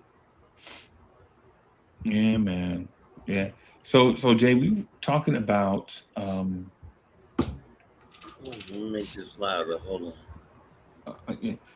yeah. So we talking about like, man, life at 20 versus life at 50 and the differences. Like what changed and what stayed the same. And my brother, let me put my speaker on because I didn't hear that well. Give me a second. Okay. Okay. All right. I'm gonna give Jay a second. But one of the things that I realized stayed the same, bro, is some of the friends that I made at age 19, 20, 21, some of them still my dogs right now, bro. Right. Yeah, that's true friendship. Yeah, yeah. You know, I have friends from like first grade that we still talk to this day. You know what I'm saying? And that's true friendship. Right, You know, right. Soul Fingers in the salute. building. What's happening, fellas? What up? Oh man, it was a job trying to get Alright. in here. Try that again. Yeah, man. Yeah, man. I don't know what it is about StreamYard, bro. It's like for some people, bro. I don't know if it's the browser or if it's whatever it is, bro. It's like for some it's Gucci, and then for others it's like Yeah. strange. No, yeah, it's strange, and I don't like it. Yeah, yeah, Yeah, I'm not down with strange either. yeah. No, I got you. That the music reference, strange. I got you. I got you. You ain't sneaking nothing past me, bro. I know music, bro. You ain't sneaking. You ain't sneaking shit past me, bro. You know I know music. So, yeah, man. Hey, Try. Did you get the get? I'm gonna get back on the topic, but I just want to Oh, ask a question before I forget. yeah. Did you hear the J. Cole freestyle? Yes, I did a review on that actually. Like 4 freestyles over the Bad Boy beats. Yeah, I loved it. I think he really shown people why he deserves to be in top 3. You know, I do feel like he was taking shots at certain artists, and my thing is that if you didn't want no smoke with Kendrick, then why are you still throwing shots at him? Because it's almost like you're teasing us now. It's like, yeah, I know I'm in the big 3, but I don't want to battle, but I'm gonna still throw these shots anyway. J. Cole can rap, bro. Why would he Yeah, diss a dude that can't rap? he can rap. I'm just saying, like, I feel like he was taking shots at Kendrick even on the Mike Delete Later project. He was taking shots at him, and this is after the apology, right? And then on this project, he's throwing shots at Drake and talking about Lucian and how you sold your soul. He's supposedly taking shots at Joey Badass. But again, it's like he's one to me, he's one of the best. He's one of the best of this era. But if you don't want no smoke with the best, why are you taking shots at him? Wait, hold on a second. I'm sorry. Not a try. Breezy, did you just say that? I just want to make sure I heard it because I'm old. It's late. Did you just say that J. Cole could rap, Yeah, but he took shots at somebody who couldn't rap? kinda. Yeah, Kinda. that's what I heard. All right. Kinda. What I'm saying is J. Cole is a lyricist.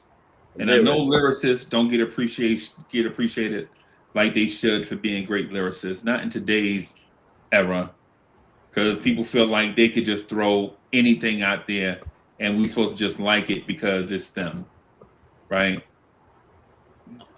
I feel that way, like people's persona leads the way and not their actual skill a lot of times, right? Now, here's the thing. J. Cole doesn't have to challenge anyone, right? He don't have to challenge anybody, bro. Anybody. It's J. Cole, bro. It's J. Cole. Like who are these guys to even be in the same conversation with J. Cole, bro? It's J. Cole. Right? Like you don't have to throw shade. Like to quote the great American poet, Mr. Cheeks. Who's the best? Who's the worst in this here rap game? For those who boast, we knock them out the game. Like the great American poet Mr. Cheek said that, bro. Some guys don't deserve to even be mentioned because they might have a regional thing or they might have said something gaudy, but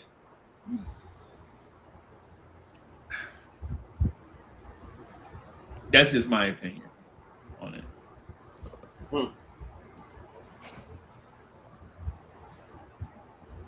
I feel like for Drake, I think that the thing is his pen was always in question, right? And the minute you have a rumor come out saying that you had a ghostwriter, and but people feel like you in the big three, then he always gonna have an asterisk next to his name.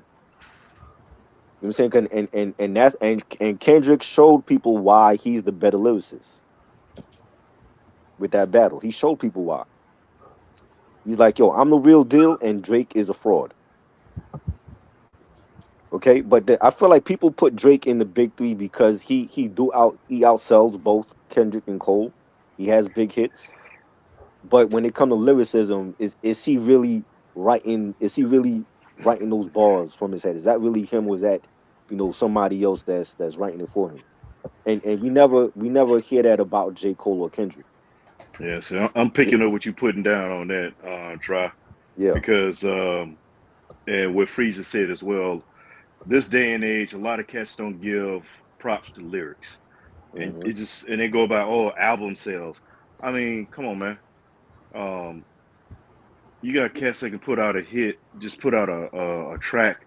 It's a party. It's a party track, Right. and they don't really be saying anything. It's a party track. People want to go out there and shake a tail feather. But when Right. you go down to the nuts and bolts, what kind of lyrics are they putting together? Like one person I like that I'd say he's probably one of the most underrated and people don't think about it is Black Thought. Mm-hmm. Black Thought got Facts. lyrics, man, Yeah. Facts. and people Facts. overlook that. So it's all about the beat and whatever else, but they ain't saying anything. I think Freeze, I sent you a thing on Instagram when a guy said his son was gonna get him out of jail when he dropped his album, and then he heard it. He was sitting on the phone crying when he heard his son. I Yeah. think I sent you that. Yeah, That's what because that man know he gonna be in there for a long time. I'm exactly. So that's what I'm saying, man. You got cats that come out here and you like, man, for real, this is what you talking about right here? No lyrics. Right. And album sales don't mean that you're the greatest of all time. You know, it doesn't. You got to go by what the lyrics, because a lot of Mm-hmm. times, I mean, I can, like I said, if I could get a beat, get a crazy beat, and just get out there and say a bunch of nonsense and go diamond. You Right. know what I'm saying? Right. As long as you got a phone, Yep. Yeah. Yeah. I mean, you right, Jay. That's that's all you it. need. That's all you need. So I wish in my time I had these phones. I would have had 47 albums Right. in 1998 alone. It's ridiculous. Though I give him the only thing I give him props for, and I hate to sound like the old man, get off my lawn guy, but get the hell off my lawn. Like you on the phone, you're making these songs up, mumbling most of the time, or auto tuned, Yeah. and the reason why they're all bunched up is only simply because of timing. They came out around the same time.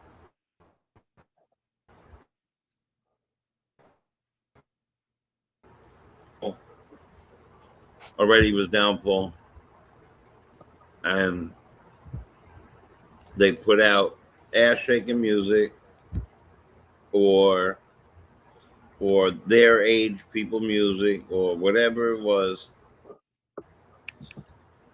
and I don't hate on the effort.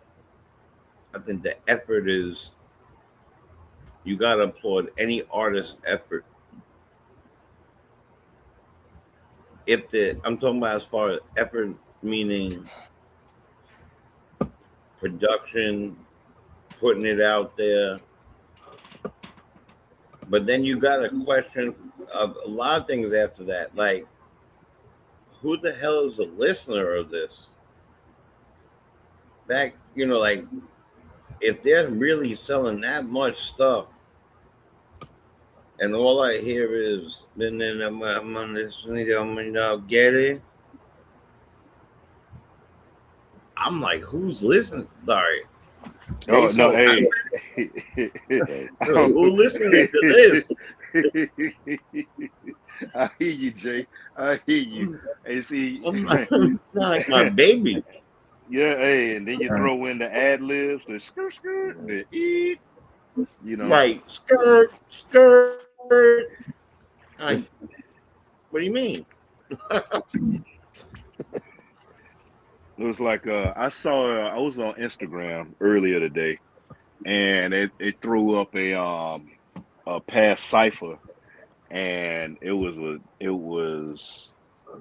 Lil Dicky, Designer, and Anderson .Paak, and it said Lil Dicky saved the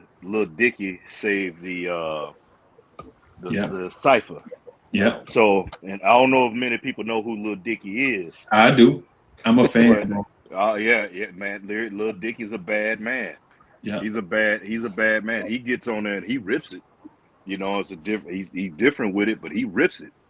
The fact, but but you got a lot of these cats is out here. Hey, I'm kind of like would you like Jay? I'm with Jay on this one. I know I'm sounding like the old man. Get off my lawn. Don't park in front of my house. Turn your music down.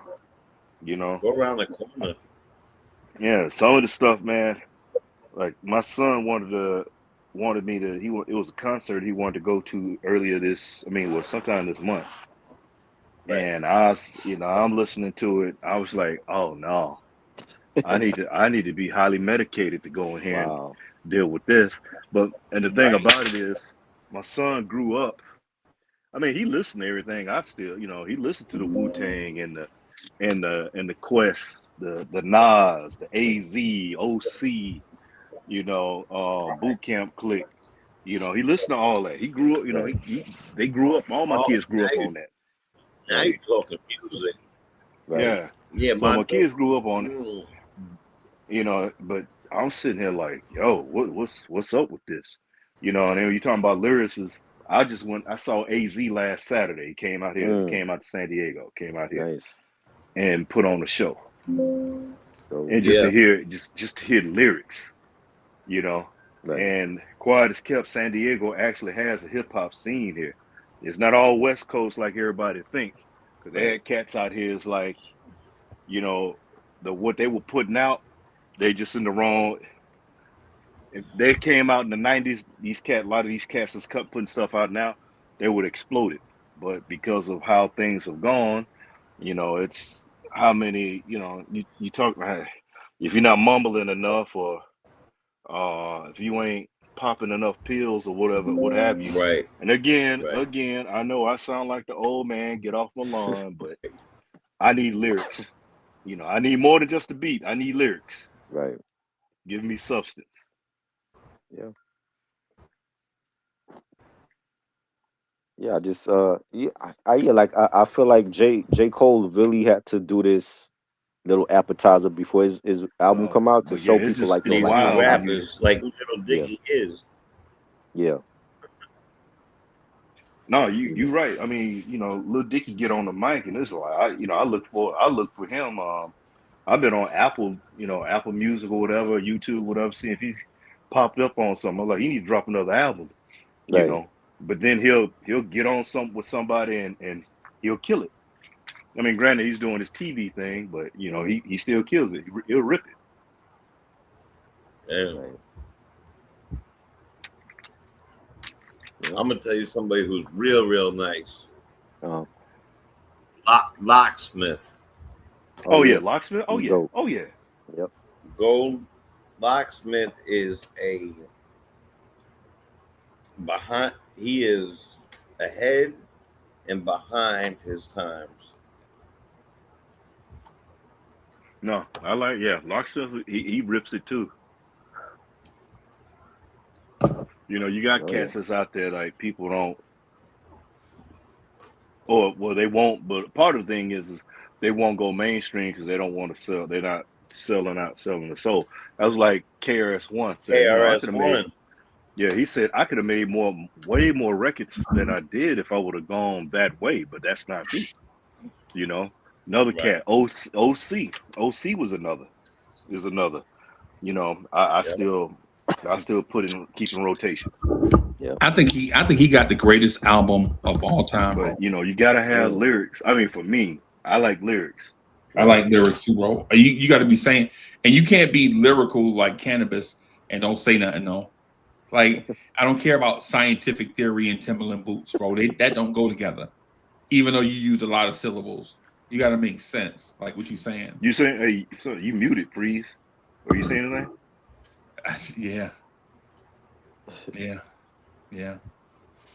Yeah, man. No. Hey, Freeze, you. Yo, Cannabis was nice. You just had bad production. Oh man, you know what? I didn't know until I caught something with Eric Sermon. Cannabis was actually with him originally, but he left to go with Wyclef, which was Right. the biggest mistake he could have made. Could you imagine if he would have stayed with Eric Sermon? Right. Yep.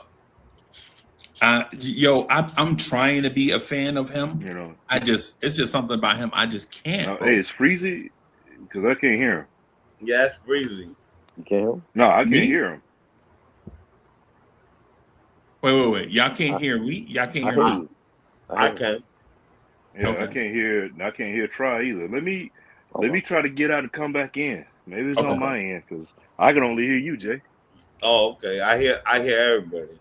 All right, let me get out and try to come back in. All right. Okay. Like, but the Cannabis thing is not a direct diss to Cannabis. It's just a certain style of rapper is not my cup of tea. And Right. Eminem rapper. No, a Cool Keith rapper. Remember Ultramagnetic MCs Yeah. with Said G? Like I love Said G, bro. Right, but the Cool Keith type, there's something about, like I believe in the beautiful flow of poetry, like when you listen to a Rakim or a Nas or a Grandmaster Caz, Right. oh, I gotta send you that video. or at times Melly Mel, right? Like Melly Mel at times when he's in his bag, I love Melly Mel, but when he angry Melly Mel, mad at the world for nothing Melly Mel, I just can't take it, bro. But it's so weird. It's so different. When it's not angry, it's unbelievable. When it's angry, it's trash. It's not even trash, bad. bro. It's trash. Right. Like when he said a child is born with no state of mind, blind to the ways of mankind. God's smiling on you, but he's frowning too, because only God knows what you'll go through. Like when he say stuff like that, bro, he in GOAT status. Oh yeah, you did that last time. Yeah, that is fire. That's a profound bar right there. Yeah, that's GOAT status. The whole rhyme, like that whole rhyme is like he is painting, like he took a scrap ghetto canvas and painted a beautiful picture on it. And it's how he talked to us little boys that come from, and I know we all men now, but what I'm saying is the little boys that come from broken homes or hard homes or destitute situations or overly aggressive and desensitized places, and paint a picture of hope that's believable, right, and relatable, right? And so when he do that, it just automatically make you think like, yeah, this man talking to me, right? But then you get some that come from those same places and paint the picture worse and make you think like, that is what life is really supposed to be. Like, I don't know.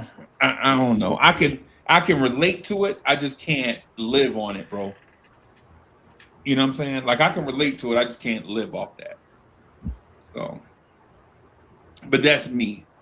When I But hear then, somebody do something really profound, like really, really profound, like the words you just said, and then they also have an abundance of garbage, it makes me really think who wrote what. right, I get very skeptical over that. And knowing the history of hip hop, and as I told you after meeting Kaz, and and he's got a young man that I'm good friends with that's his resident DJ right, and does stuff like in Harlem for brunches and stuff now, on the weekends, and he'll DJ Ultimate. And it, like I don't know. I think like you know who writes what. You know, Nas writes storytellers. So like right. just like you were talking about how like if OC did this, or KRS One had went mainstream a little bit more, just a couple more, like a little bit Right. more, he would have sold more. Like my favorite rapper ever, because I came from a certain place and time, is Cool G Rap. Yeah. Cool G Rap made a ton of I feel like Cool G Rap was probably like the first cell phone rapper. I don't know why. He's like, he just kept putting things out and out and out and And out out. and Yeah. out and out. But they were for me. Right. I felt like he wrote it for me. Like, cause everything, he was so ahead of his time, 20 years ahead of his time. Right. And there's so many people who followed that mold and tell you they did. Right. Right? You right about that, Jay? Because Cool G, he birthed. You can say he birthed a lot of cats Right? just off his Yep. style alone. Yep. Yeah. You can name them like Big L, Big Pun, Nas, Man, Right. AZ, that whole like, and we're talking about that. Just those four names are historical names. So like, he didn't just make like a lil somebody, right? Like, oh no, he was putting out some. He had heat. He right. had heat. And cats even like you said, they'll admit. I mean, look, Pun. Man, I mean, you gotta think about it. Yep. The one cut with Pun and Nas. Ooh. So also, I can't remember the name of the cut, but I mean, it's in rotation. But I saw what was it? I was on Instagram, and it said Pun went so hard that Nas rewrote his verse. What I saw on Instagram, I can't Yeah. remember who. Yeah, Nas rewrote his verse. That's how hard Pun went. But you got to look at the cats we're talking about, because each one of them were on an album. Everybody, iron sharpens iron. They were sharpening Right. each other up. Verbal intercourse. That's one of Yeah, the verbal hardest. intercourse. Yep. That's one of the hardest cuts out there, man. I mean, you listen to the lyrics. Mm-hmm. Everybody was on point. Just you had to bring it. You had to bring it. You can't go in there half stepping. And then too, you saw like even today, you got cats that won't even do it. They like, oh, you want him on your? Oh no, I can't have him on my album because he'll kill me. Right. That's how some of these cats are. We talking about an era when cats was like, yeah, I want him on my album because he gonna make me bring it. Right. Yeah, for real. Yeah. Yep. Then he did another one where it was Nas and Pun, Jadakiss and Raekwon, Yep. and I think it was called John Blaze, not It was Johnny John Blaze. Blaze. Yep, that's Yeah. John Blaze. Right. So there was Johnny Blaze. That's how Meth called himself, but he also had a song called Johnny Blaze. But this one was John Blaze, and I remember that. I think that part of their video was did in Flushing, Right. but then there's also Fat Joe on there, and he didn't belong, and you could tell. You know, I'm not a fan of his musically, and from what I hear, like if that's true about what he did upon his family, then altogether I'm not a fan of his. But the fact is that when he came out, You Got a Flow, Joe, right? Right. Yep. That was a great beat, right? Because it was boom, it was so thumping, Right. Yep. and it had a hook. Yeah. So those two things is what catches you. But the best song on that album is him, Apache, and Cool G Rap. And Cool Right. and it's I think it's called Hey You Come Here. And every time the chorus goes, Hey You Come Here, you hear the click clack of a gun, right? Yeah. Right. Right. Cool G said, man, chitty chitty bang bang, I'm running like a chain gang. From out of Sing Sing, I make your motherfucking brains hang. Yo, I just threw, I don't know what it was I had, but I just threw it. Whatever it was. Whatever it was, you ain't need it. Whatever Yeah, it was, you didn't need it. Right. It was obviously did it. If it was important, I got a new one. Yeah. Oh my But God. see, that's just the thing, though. You get a cat with lyrics, and they get to spitting. It takes you to a whole nother. You get to a point where you hear some certain things. You're like, hold on, man, hold on. I don't mean to stop it, but I got to listen to that again. Right. I got to play that one more time. Right. How did he put that together? Those, just blows your mind. Right. Yeah. And as a lyricist myself, but I'm not saying jealous, but what I say is, damn it, why I ain't think of that? Right. Right. Right. So like for me, I'm a beat guy first, because I gotta be in the. I'm gonna say, let me take it back. I'm gonna take that back. Equally, I'm a beat guy. The beat has to move me. It has to move me. Okay. And like what kind of beat comes to mind? What kind of beat would you say traditionally moved you? Like name one so that we can kind of be on the same wavelength with you. Name a beat that moves me. I can name a million beats that moves me. I'm old school, like boom bap, right? So you could talk about Shook Ones. You could talk about nigga represent. You could talk about anything off that, anything off those Purple tapes, or anything RZA made, anything Premier made. Not anything Premier made. I take that back. A lot of things Premier made. A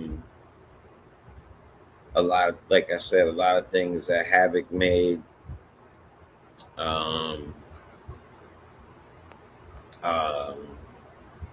That 24 Hours Live beat is Banana Cakes. The other one that we were talking about the other night, that has the locks on it, and well, I know that 24 Hours Live has that. Was that the one we were talking You about? talking about Benjamins? Which one? Benjamins. Yeah, the Benjamins. Like, that's a classic. Mhm. Anything off of most things off the first 3 albums of Mobb Deep. But I like whatchamacallit from A Plus. You know,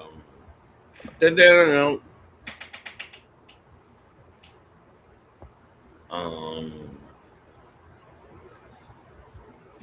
but I'm into that like fiery destruction. Like no, it was a crazy one too. Like Big Pun, that album when he comes out, that he had beats on that album that was bananas. And then Right. he flowed the way he flowed on the beat, and it felt like I was in the middle of a war. Right. Right? That's how murder music make me feel. Yeah, murder music. Yeah, The Mobb Deep like album, that. Murder Music. Yeah. Yeah, just like that. Yeah. But what else?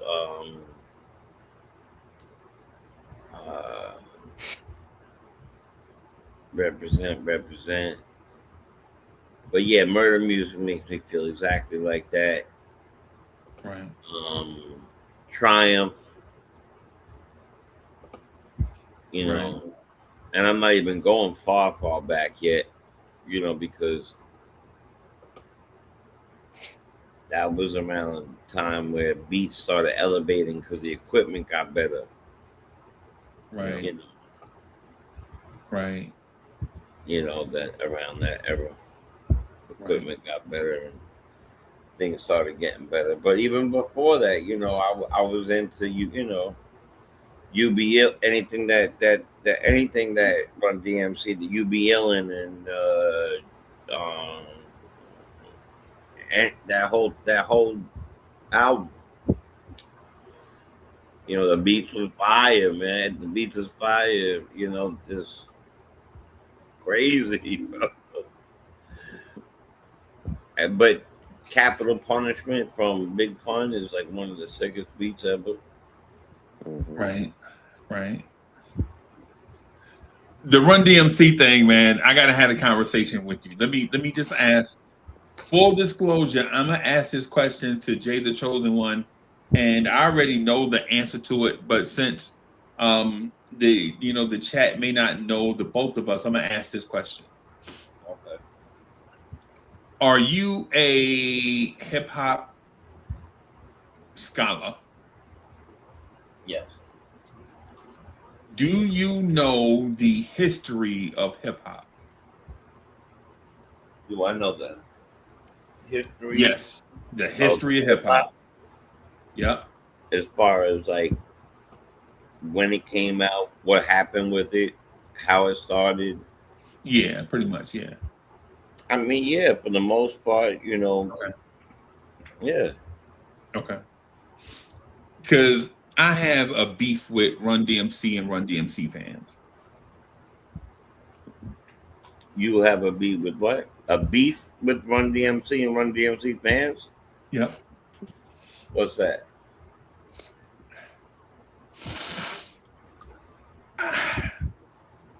I know Run DMC is dope, Yep. but from that era, I feel at times they are anointed the group of that era, and I don't think it's fair. Before or after Jay? They definitely wasn't dope before Jay, right? They So was after that happened, I'm saying. after no. Oh, okay. I think some of the beats, some of those Rick Rubin beats that they rhymed on, Yeah. I think may have done them a disservice because they were too difficult to rhyme on. You couldn't be a lyricist on those beats, Right. right? One of the songs is "You Be Ellen." Yep. You know what I'm saying? I Because hear at the end of they say this something was a can of dog food. You be Ellen, you be Ellen, and I'm Yeah. like, yo, how do y'all sound like that in one studio? And LL Cool J, who's associated with y'all, maybe not on the same label. LL's not on Profile, like you know what I'm saying. LL's on Def Jam, Right. but LL is associated with y'all, right? And LL Cool J is putting out stuff like, and this is the same time You Be Illin is out, right? The same time DMC is saying it's Christmas time in Hollis, Queens, mom's cooking chicken and collard greens. The same time he's rapping like that, LL has a song called Jinglin' Baby out, Yep. right? The original one, not the remix, but the original Right. one, No, I know right? what you're talking about. Yep. Right, the one that's on Walking with a Panther, Yeah. right? Yep. At the same time, and I'm like, yo, how y'all rapping, sounding like that? Like, why didn't we step these beats up? Now, granted, Tougher Than Leather forward, you could tell they knew they to step their game up, right? Like, You mean after like Mary, Mary, and all that? yeah, After that? beats to the rhyme Yeah. and all of that, you can tell.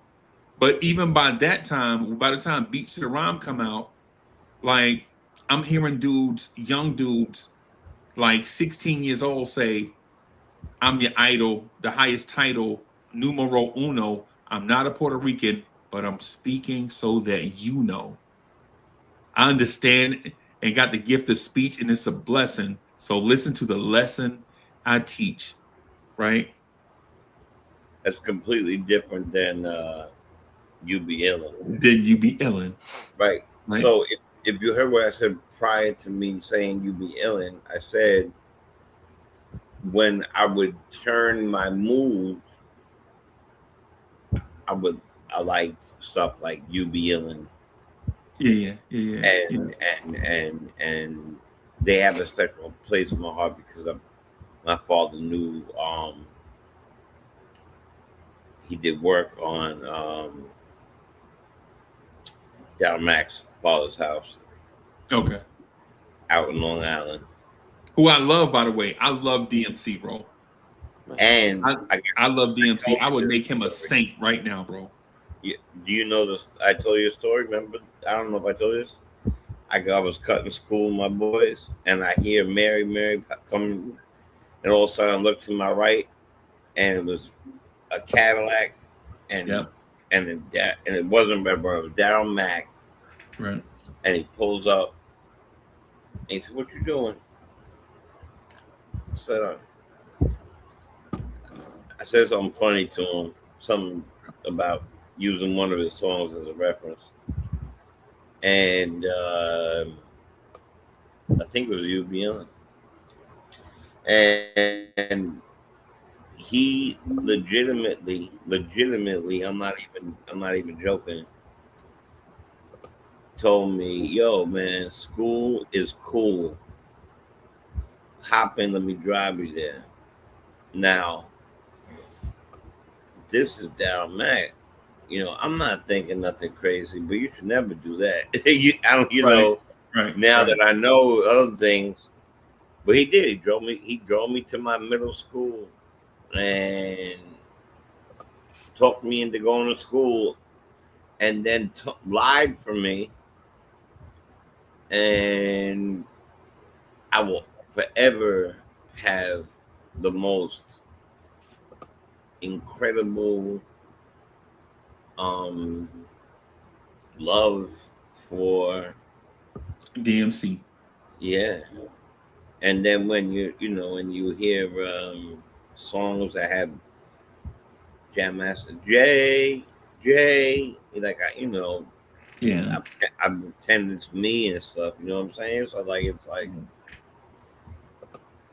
yeah. So like it's happenstance really. Sometimes things are happenstance because Yeah. there's a billion underground rappers right now. Like a bunch of these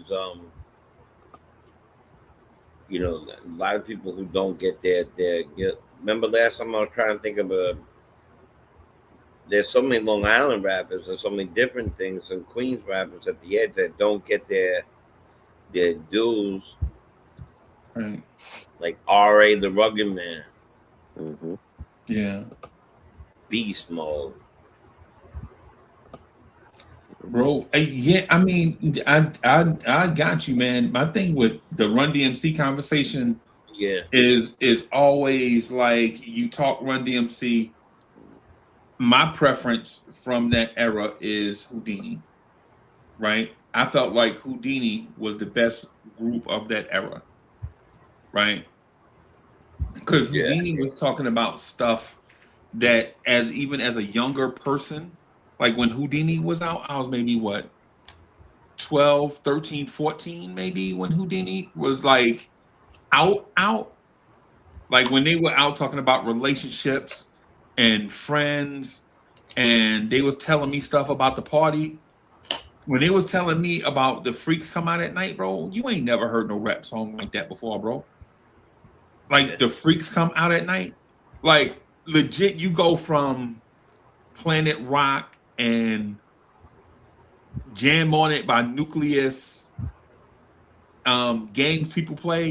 games people play. You know what I'm saying? All that is out. And yeah, these dudes and this dude said, and the party don't start till after dark, and something is really when it start. And I always had to be home by 10, and that was right when the party began. Like, and I'm like, yo, what is this? Is so what is this? yep, Like, I'm legit trying to figure out like what it is that I'm listening to. You know what I'm saying? yep. Like my love for Houdini goes so deep. Like I listen to, they had a joint called Funky Beat, bro. Try, you remember the joint Funky Beat? Which Funky one? Beat, Oh yeah, Funky yeah, from Beat. Houdini. Yeah, yeah. I have that Yeah, one. yeah. They Yeah, had a joint, man. Come on, man. And yeah. while it's no shot at other groups, it's just when I hear like one group be like the king of everything, I'm like, nah, y'all ain't the only ones that existed, bro. There was other groups out there rapping, putting music out, bro. There was a Dr. Jekyll and Mr. Hyde out. There Hmm. was a Treacherous 3 out, right? There were like other groups out there, bro, that was legit putting out great music, bro. And so when I hear Run DMC, I'm like, I don't know if I can sit idly by and just listen to like the Run DMC thing. Because Run DMC is great, right? Run DMC is great. I'm not disputing Run DMC's greatness, right? What I will dispute though is, was it Run DMC versus the world? I don't think so, bro. I think that they they might have been due to a lot of different reasons. Um, like when you add a rock group to you know to your when you pioneer certain things and you're adding rock groups to it, then you're making other songs that kind of sound like a little bit like commercialized or whatever it is. Right. That's that's what made them explode. I don't I Yeah. Run DMC I almost got hit by a car going to get the Mary Mary tape. I'm like, I ran, I went, yep. I remember exactly where I was. I could see it in my head now. There's a BJ's there now. But back then, it was a Caldor. Wow. Yeah, Wow. yeah, yeah, Wow. You talking about 19? Was that 19? It was at 88, 80, yeah, 89? yeah. A Caldor, bro. And I had started like doing some music already.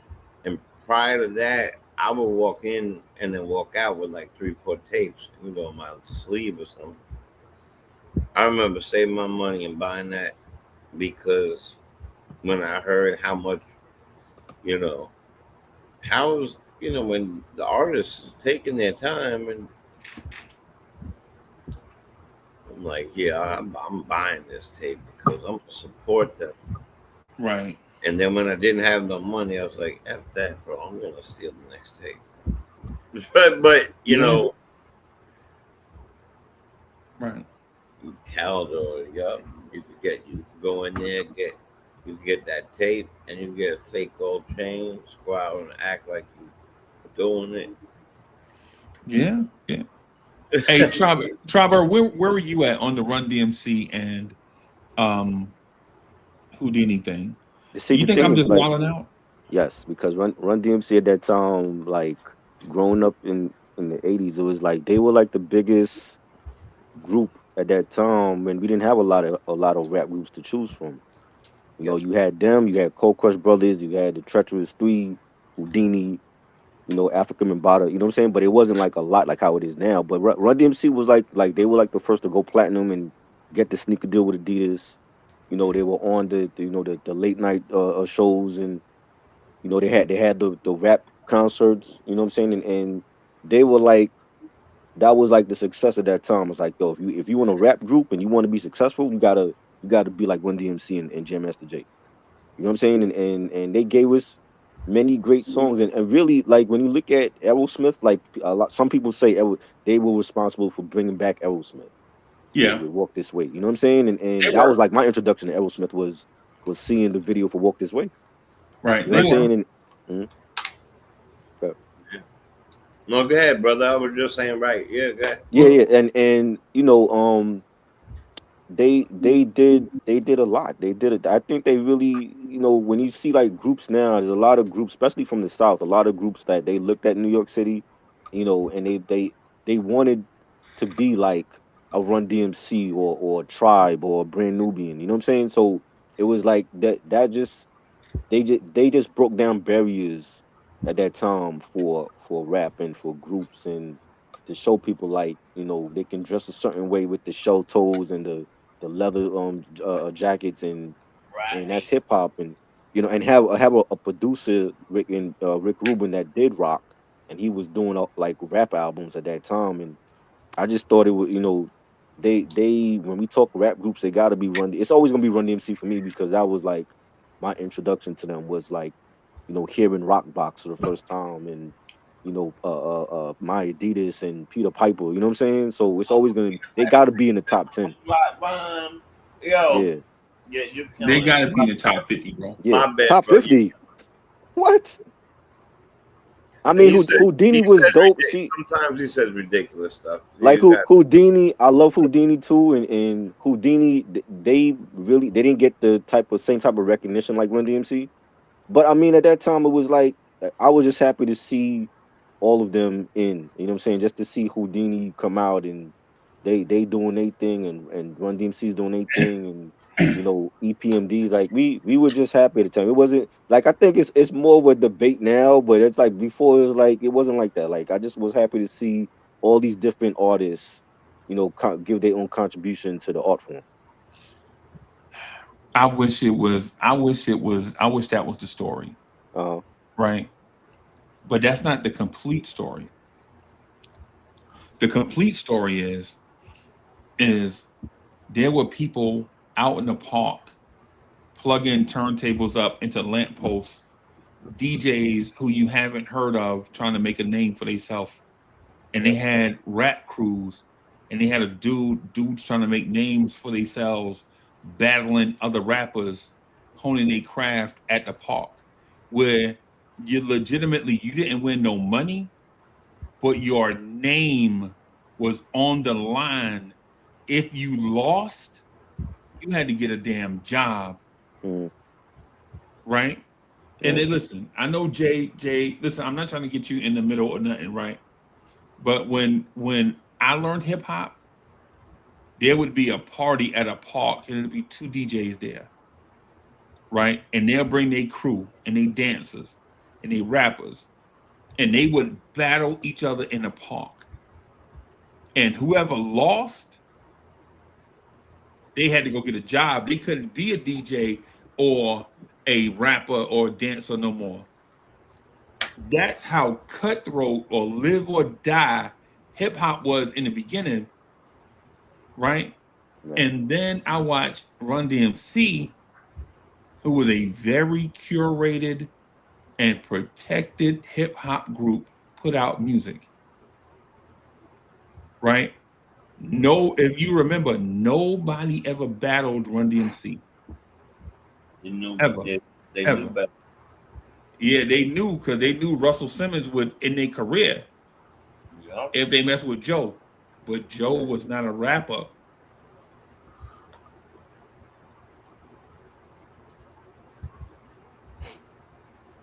You don't think that I'm saying Kool Moe Dee, if they battled the Treacherous Three, bro, if they battled the Treacherous Three, you would never have heard of Run DMC, bro.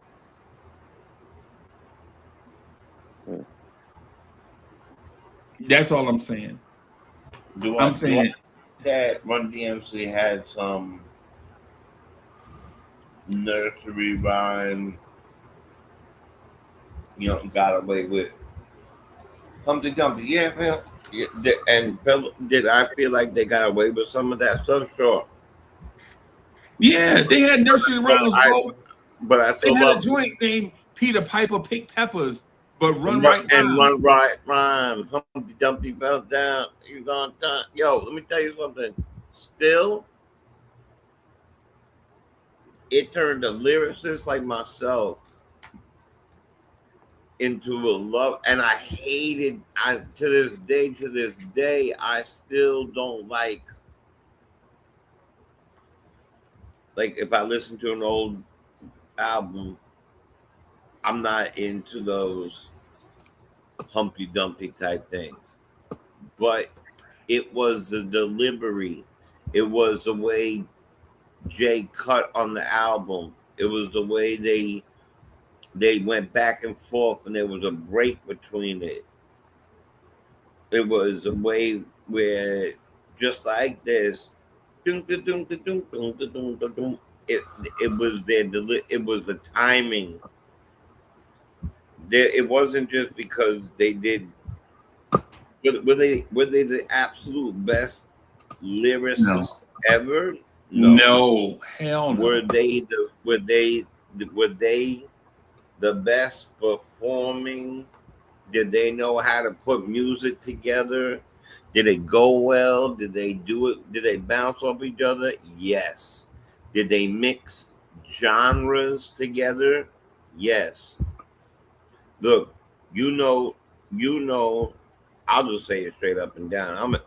For anybody because I'm too lazy and my hair is too wild.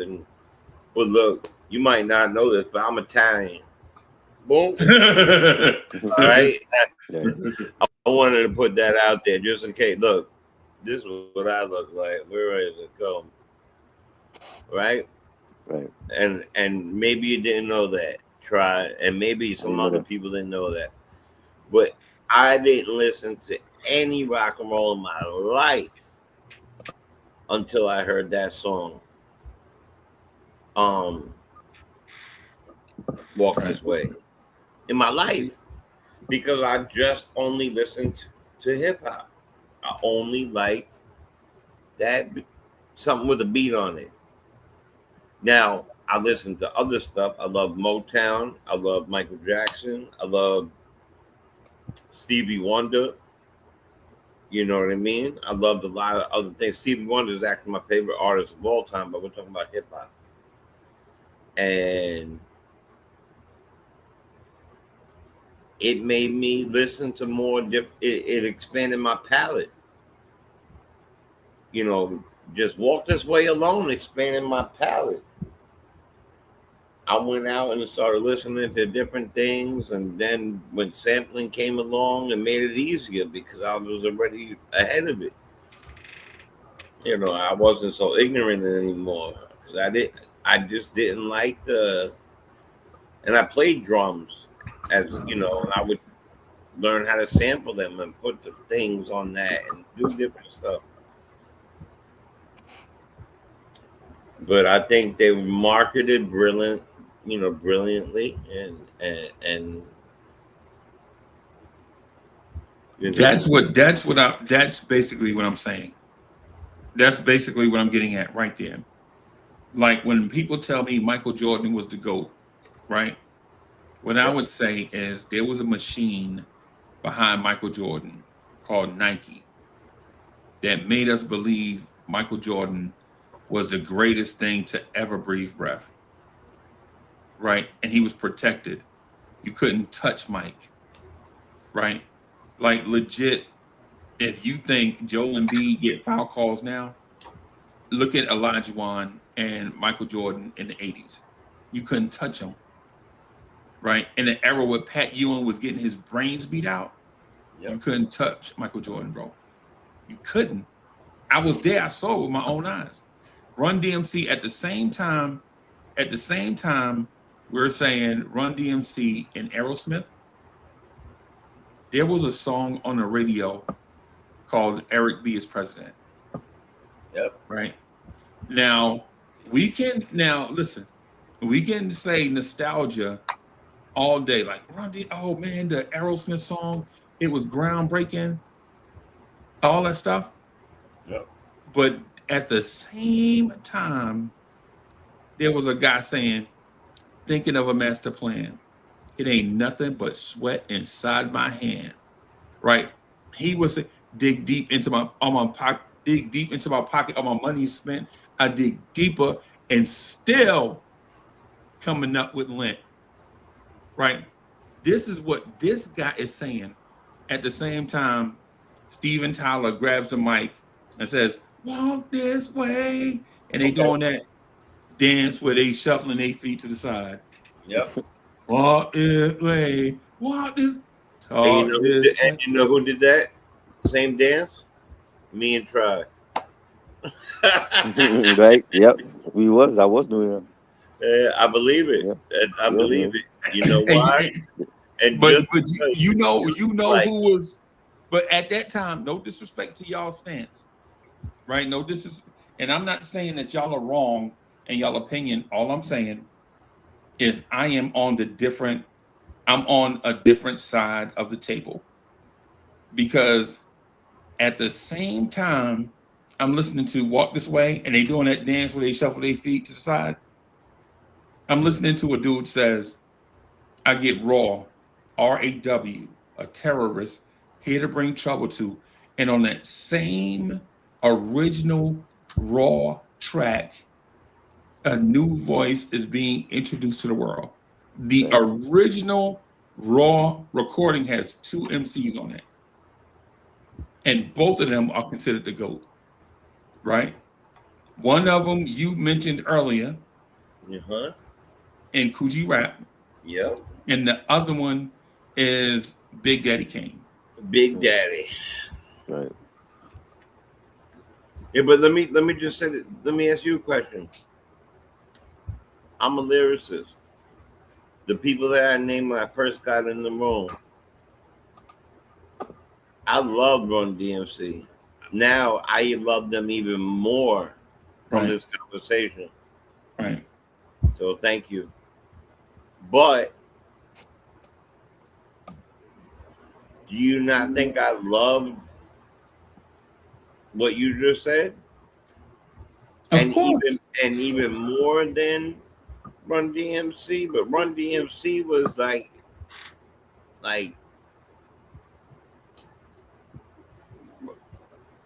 maybe it was a who knows, maybe it was commercialism, maybe it was the fact that they were allowed to be like they were on the radio more, like more rotated, they were being more rotated on different things. Maybe we heard them in different places and people couldn't, it just they were on movies, they were on different things like that, and maybe Right. that's it. But either way, no matter what it is, it's part of my childhood. Yep. Yep. And I don't like any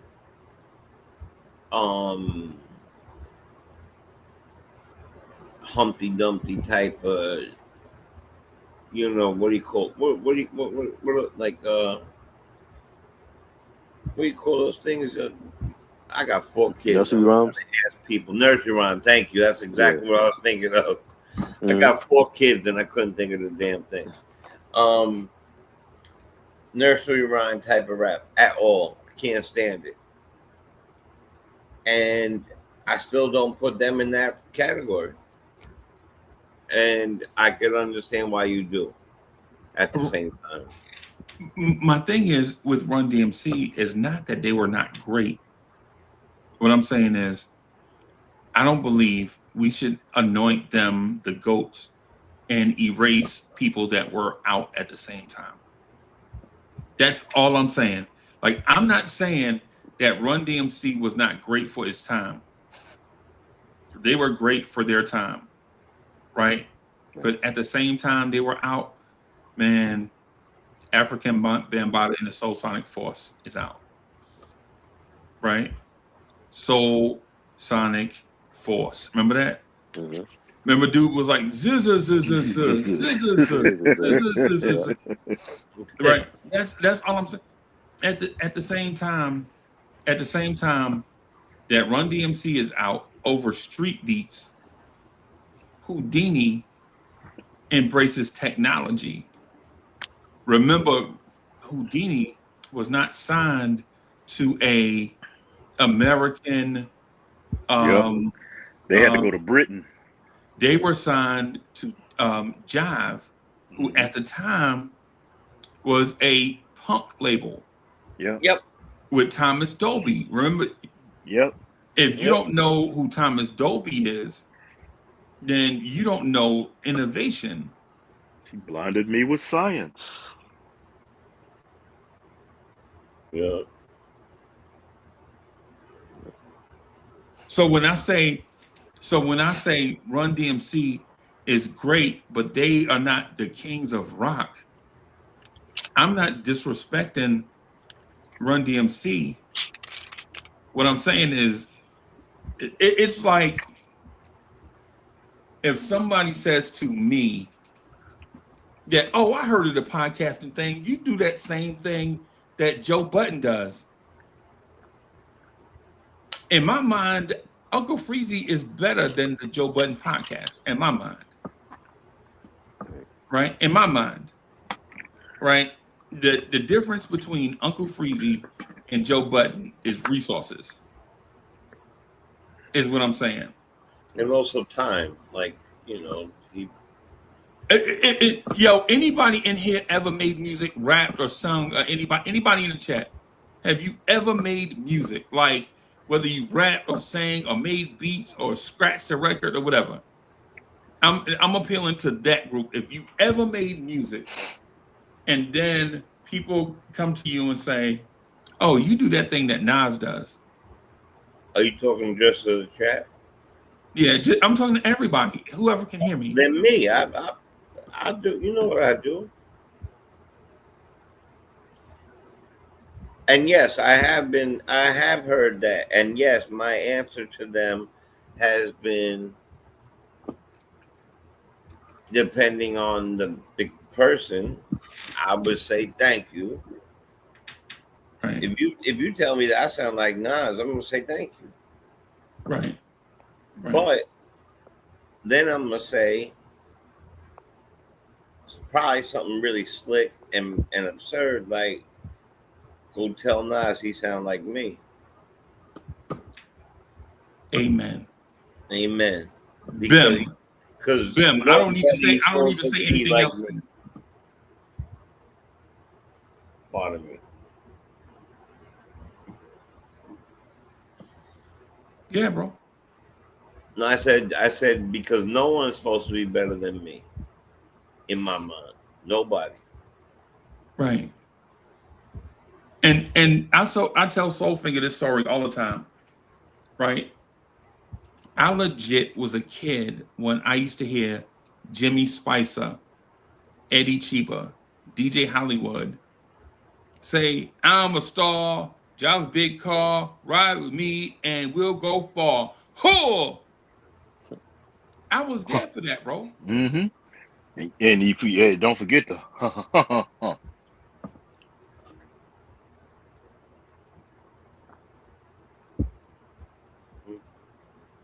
But if you tell me, since I heard them first, that they are the GOATs, I'd be like, no, they're not the GOATs, bro.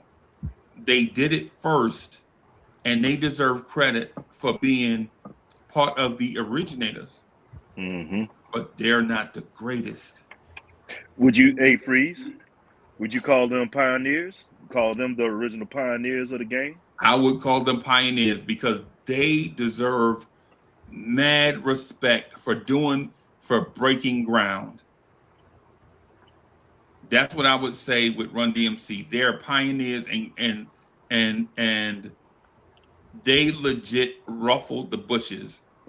They blazed a path so people that are greater than them can be exalted and raised onto these places like Nas.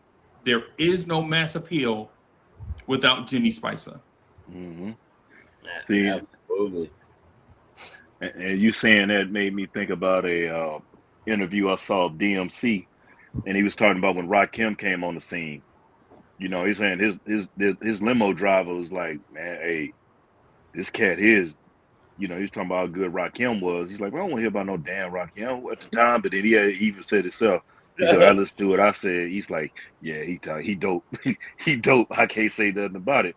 Because Right. Rakim changed the game. Rakim was one of the ones that started changing the game. Rakim changed the game, but even before Rakim, Grandmaster Caz, who gets zero credit for writing his rhymes in a Langston Hughes, Jack Frost, Barry Manilow, John Lennon type of way, gets zero credit for being not only the party MC like Busy Bee, Starsky, and Love. People forget about Love Bug Starsky, right? People, those are names that are forgotten to hip hop because we think about that era and we think about sucker MCs. Mm-hmm. I drive a big car and get my gas from Getty is what we think, right? But we don't think about Love Bug Starsky and that 3-year stretch where he took the mantle from Jimmy Spicer and them and turned rap into an art form. Like Jimmy Spicer and them used to rap at the end of a disco song. Like, you know how a disco song would be 13 minutes? And then during the instrumental part, DJ Hollywood would rap on that instrumental and we were like, it's all right. You know, that was cute. That was dope. Right? But we forget about the Love Bug Starsky guys who took the whole instrumental and rapped on the whole instrumental and rocked the party.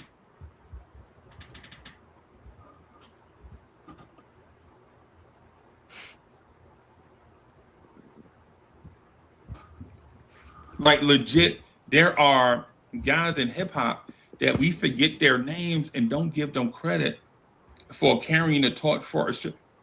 Give an example. At the end of the dominant gangster rap era, there was a group that came along called the Fugees. Mm-hmm. Right? and they legit carried the torch for an 18-month, 24-month stretch. They carried hip hop, Right. right? But we don't give them credit because it was only a 24-month stretch. It's the same thing. Rappers do it all the time. They do it all the time.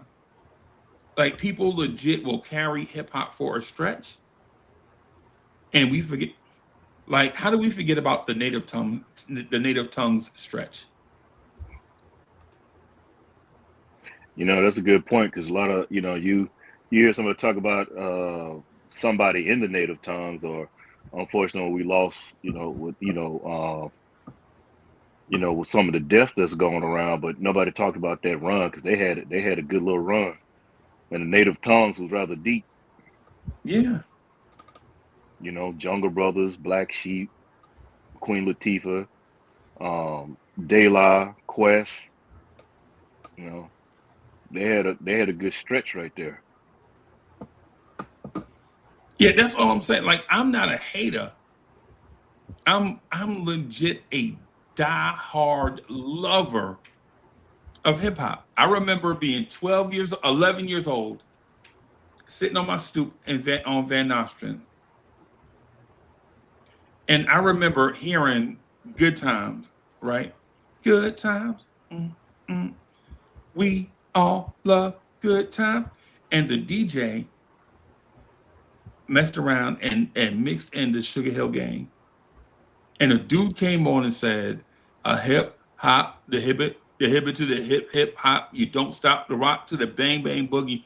Up jump the boogie to the rhythm of the boogity beat. And then he said, and what you hear is not a test. I'm rapping to the beat. Me, the groove, and my friends are gonna try to move your feet. I am Wonder Mike, and I like to say hello. And when he said that, I couldn't believe what I was hearing. I was like, what is this? What is this on the radio during the daytime? Like, what is this I'm hearing?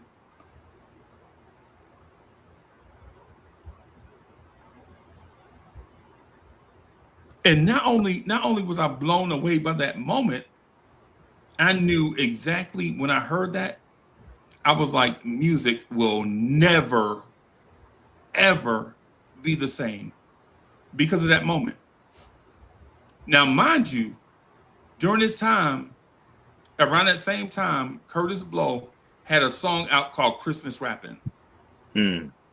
Right? He had some Christmas Rapping. Where he was rapping, and I'm like, okay, all right. They took a disco beat. This is dope. This is nice. It's a novelty though. Like, this is like a talking song. He gonna talk through it. We're gonna play it for a couple of months, and then it'll be forgotten. But that dude said on the other song, I am Wonder Mike, and I'd like to say hello to some purple and yellow. But check. And he rapped, right?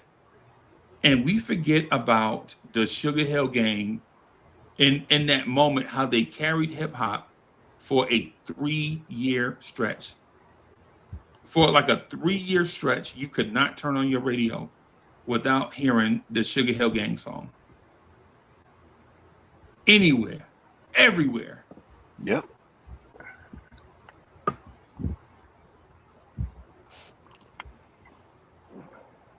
I know down there, I am in Louisiana riding the bus to school. Cat had his radio. You heard it. Yep. And so that's why I'm always saying I'm a proponent for giving everyone credit, right? Because I love because there are two types of rappers, right? Now, those type of rappers, they may do certain things in certain genres, but there are two different types of rappers. There is the mic controller, the one that moves the crowd, your Love Bug Starsky, your Busy Bee Starsky, and everybody in that line, whether it's Sir Mix-a-Lot, Flo Rida, DJ Rod Bass and Easy Rock, anytime you hear a party rap song, you can trace their lineage all the way back to Love Bug Starsky. Control the crowd so we can accept it. Total concentration is the perfect method, right? And then you have your MC lyricist, right? That will take a beat, maybe a subdued soul song, and he will rap his life in an intellectual way that reaches you not only in a relevance, but in poetry. He is rapping his life to you in a smoothed out way, conversationally, where he is talking directly to the person that's listening and not to the crowd. He's not talking to the crowd. He's not trying to get the crowd amped up. He is talking directly to the person that has the headphones on, or the person that's listening in their car. Right? He's talking to there's the rappers that come down that line that's talking to the whole crowd, or there's a rapper that's talking to the individual. And I think that's forgotten at times because we say Run DMC is the greatest. We wash out all that stuff just by saying, "Yay, Run DMC is the GOAT."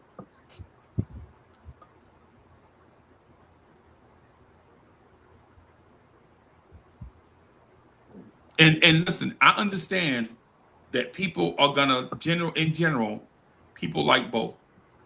They may have a preference, but they appreciate both. Right? They will appreciate Nelly and they will appreciate Nas at the same time. Right? They will appreciate Ludacris and they'll appreciate T.I. at the same time. Right? But with the Run DMC thing, people tell me, they're like, "Hey man, how you gonna say you didn't like Christmas in Hollis? It was all right." But at the same time, a dude said, "Thinking of a master plan, it ain't nothing but sweat inside my hand. I dig into my pocket, all my money is spent, but I dig deeper and still coming up with lint." Bars. Bro, that's what I'm saying. So it's like I understand where people come from. Run DMC is great, right? We needed a Run DMC in order for us to have a Rakim, right? But at the same time, Run DMC was doing that. There was a DJ on WBLS named Mr. Magic that was telling us that rap is not disco, rap is not R&B. Rap music is the soundtrack to the people that grow up in the cities that need somebody to speak for them. Mm-hmm. And we are gonna play these people that speak to the everyday person.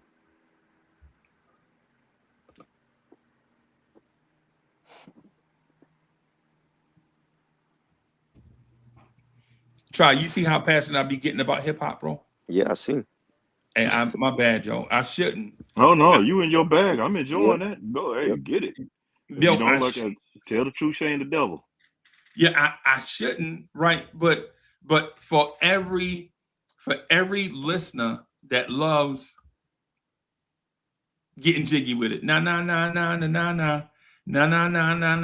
jiggy with it. There's also a group of people that love summertime. Here it is, a groove, slightly transformed, a little bit, all that monotony, all that got to be a little bit out of control. So this is people that appreciate that too. Some people that prefer that. And so while it sounds like I'm bashing Run DMC, I'm not. What I'm saying is there are so many people forgotten to hip hop history that somebody has to be the advocate for the Grandmaster Cazes of the world, bro. Right.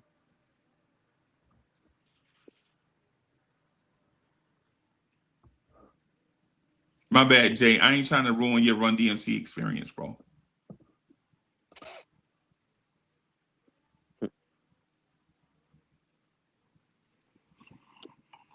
I do agree with you though. We need to give the ones everybody forgot about, give them their flowers, because without those I'll say alumni of hip hop, we wouldn't have hip hop. You know, Right. you got to give them their dues. The early how it started out, and compared to where, well, you know, I've been seeing a lot of stuff because, you know, I'd be on Instagram and seeing people talking that it's rap fatigue or it's hip hop fatigue. There's no such thing as hip hop fatigue. It's true hip hop. Right. You know, you got these industry plants. That's what I'll call them.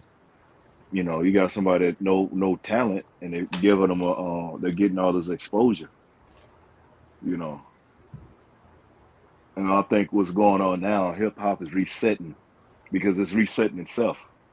People tired of these plants. That's what I just call them, plants.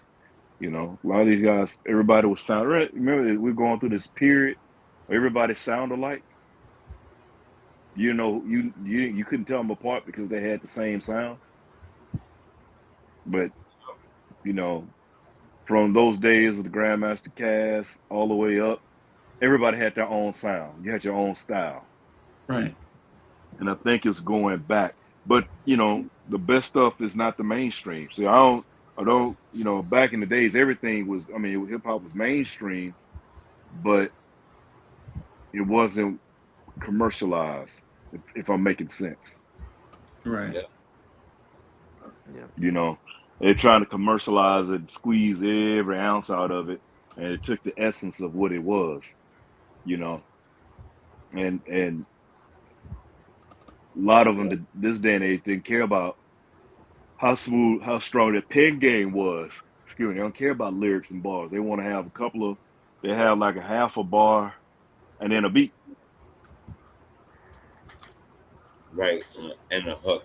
And that's it. Yeah. Well, in some cases, Jay, just a hook. Or So you really walk need this way, talk this way, walk this way. Something for the radio. Oh, do Yeah. that again. Keep doing that. Yo, do that one more time. Yeah, I know. I'm with it. You're nice at that, bro. I know. That's your joint? No, I never liked it. Oh, damn. Yo, you know what? Can I tell you what I did I gotta like? return it because I got you a copy. I tell you what I did like though. I like Suck MCs when dudes get a hard boom bap beat Yeah. and just rap on it.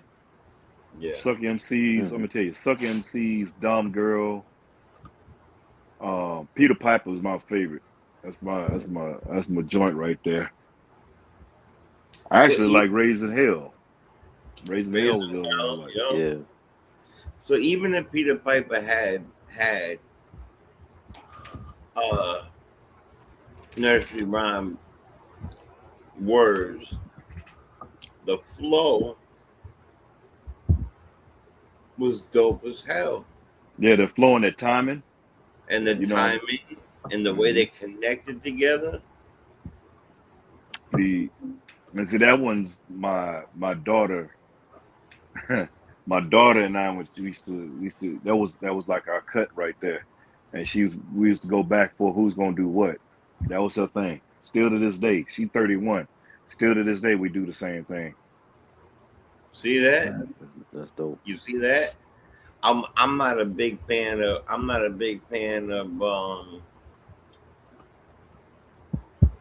what's his brothers? The hell they named the one with the light skin dude, taller afro, and the house party. Oh, Kid and Kid and Play. Kid and Play. So I'm not a huge Yeah. fan of their music, to be Mhm. fair. Right? But House Party and them rapping at House Party and just having house parties. Right. Do you know I still do that dance? Remember the dance they did? Yeah, But they would yeah. do Kid and it, Play, the Kid and Play lock kick the step. ankle, Yeah. yeah, and then lock ankles and curve. Mhm. circle Yeah, the around. Kid and Play kick Yeah. step. I mean, Right. you know, that's when everybody else that was the party and having fun era. You know, Kid and Right. Play, Kwame. Mhm. You know, they all had that going, and then they were heavy with the go-go beat. Right. Yep. Right. To this day, if my sister get drunk and we at a party, she'd be like, "Come on, Kid and Play with me right now. Come on, Right. Kid and Play with me." Right. And I'll do it, and it'll bring me back. Right. But I'll tell you the something crazy. I didn't even like Houdini. Mhm. wow.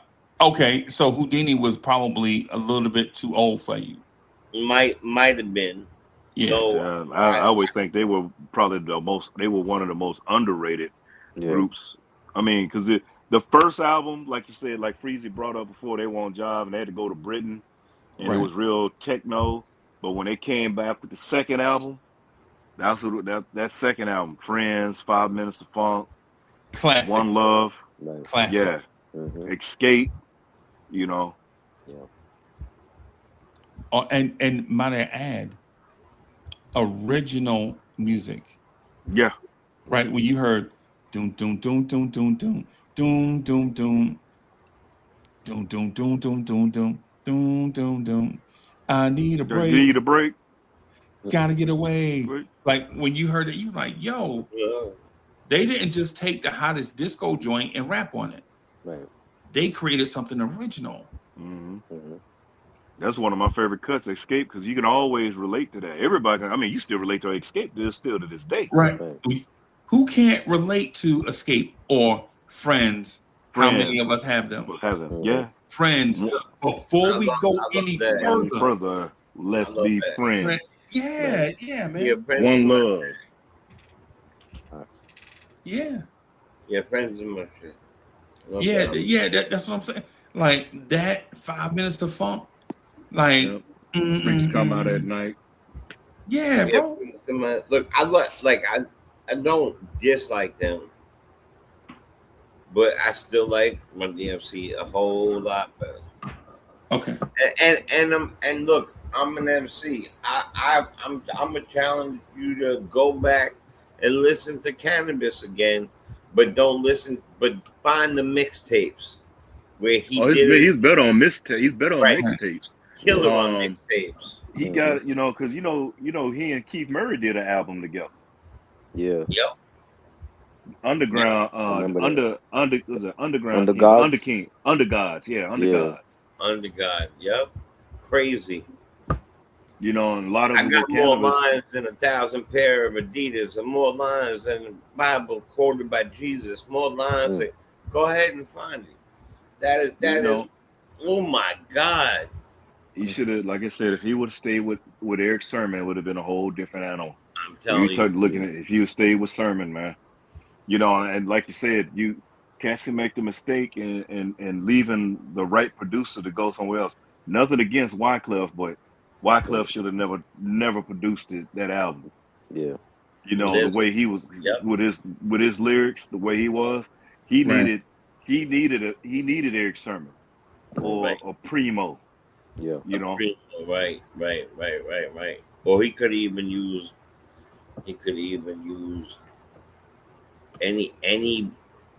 anybody in that era that was yeah, knocking them out the park. The hood, the more boom bap. Yeah. I'm trying to remember because Havoc came out real young. He could have used a whole Ooh, bunch of Havoc, different yeah. people. Right. yeah. It was just that Wyclef crap. Wyclef just wasn't a good fit. Wasn't a good fit at all. 'Cause I was like, what the Yeah. hell? Supposedly that was a setup, and LL Cool J payoff Yeah. to Wyclef, Wow. and they gave Cannabis X amount of money. He talks about it on. Well, I don't really want to plug anybody else's joint, but he talks about it. Yeah, as- he's on some different things. yeah, No, really, I see. Yeah, on YouTube. I'll just say that. yeah, it was on YouTube. Just know you might go get, a shape up somewhere like something like that, on one of those things. And yeah, that man was vicious. Tired the 4 horses pulling in 4 different directions. Get the fuck out of here. That's my music right there. Right there. It just the madness of it. See, I tell you, I went on a serious that boot camp clip. Man, man, Smith and Wesson, Smith and Wesson. OGC, Yeah. Yep. Helter Black Skelter, Black Skelter. Moon. Oh man, yeah. That's right. Ruck and Rock. Yeah, I was up in when I was stationed in Pendleton, man. I had the Helter Skelter going all the time. I stayed on the Helter Skelter and at OGC. Yo, y'all gonna make me cry, bro. Yo, Y'all know how much I love Sean Price, bro. Man, Sean Price is man. The way he just get on there and body up a track, just like he did on the new Eric Sermon. He and Ruck, they got that cut on there, and I was like, man, I just heard. Like I said, we lost some good ones, man. Golly, man, lost one on that one. That one hurt, man. I'm gonna tell you, his passing and Fife, oof, that cut. But you know what? I just gotta eat better. I literally just took down 2 donuts and a coffee roll, and then we're talking about this. Now I'm feeling remorseful. Yeah, he's got a wonderful wife. He was Sean P, but before that he sure was Ruck. Yeah, I mean he put Duck down on his back. Yo, he put it on his back, and he was annihilating cats, man. I mean, he just annihilating tracks. You just give him, hey, you can put Sean. You can have somebody beating on a pot and pan. I guarantee you you record a pot and pan, somebody beating on a pot and pan, put his lyrics over it. Hey, you got a winner. That's just how cold that man was. That's how cold he was, dog. Yep. See, that's the beat. Those are beats like that and music like that. And when they were Ruck and Rock, remember the whole OGC and them did the floor, the fly, Scotia. Yep. Never Man. the fly, Scott. Bang on the window, yo, yeah, Bro, like on that, man. Rock was super nice. Bro, but that goes to my whole point. That's the point that I'm making. Like, if you think Sean Price is great, right? Like I do. I think Sean Price is a top 5 Brooklyn rapper of all time, right? I know people. No, man, Uncle Freezy love to stir in the pot. No, man, no. I do love stirring the pot. I ain't gonna lie, but some stuff, bro. At some point, man, we got to give our brothers credit, bro. Nah, he's definitely a top 5 for me. Oh man, he's a monster, dog. He not only Brooklyn rapper, maybe rapper. He's at least a top 10 rapper. Right. Yeah. That's what I'm saying. So like when I get into my bag about these guys, bro, like I'm not just here to like draw attention to myself. I got a good life. I don't need attention, bro. Yo, like Nas said, life is good. right? When you understand what life is, and you understand what you have in life, like if you have a good family, your family don't have to be perfect Yeah. because people aren't perfect. But if you love your kids are looking like they're gonna be great people, right? You got a good support system, right? You can buy your own food, you can feed yourself. Bro, Yep. life is good, right? Life is good. And so, like, if it sounds like I'm just on the internet trying to raise a profile, hell no. These are my experiences that I am sharing. Like, I don't get paid by Just Ice, another forgotten rapper. Just Ice don't pay me, right? Just Schoolie D don't pay me to say his name. I know Schoolie D is the first gangster rapper I ever heard. Right? I know NWA didn't start that. I know Coogee Rap didn't start that. Right? I know Schoolie D and the Parkside Killers were the first ones I heard talking about real gangster stuff. Do we give Schoolie D credit for that? No, Nope. we don't. Because we give the most popular person the credit. And we shouldn't. These guys are pioneers and innovators. Right? So should we do like should we say like are we gonna give Ice-T credit for innovating like with the Cop Killer song? No. Ice-T had a song called 6 in the Morning. Yep. Joe 6 in did. the I'm gonna morning, tell you. police at Put my it at my door. door. Fresh Fresh Adidas Adidas squeaking across the bathroom floor. Right? Right. Like these are the things that I'm saying. So if it sounds like I'm just up here because I used to be Dr. Jekyll and Mr. Hyde A&R. Nah, I ain't never been to A&R before. But I know that there were groups that legitimately could. Super Lover C and Casanova Rudd. Wow. Right? He went there with that one. Yeah. Super Lover. Hey, man, that dude can rap his ass off even right now. Mhm.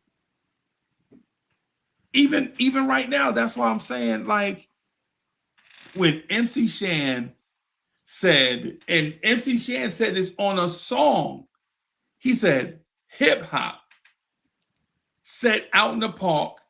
We used to do it out in the dark. In the dark. That's telling you where hip hop started. It didn't start like people thought in the clubs.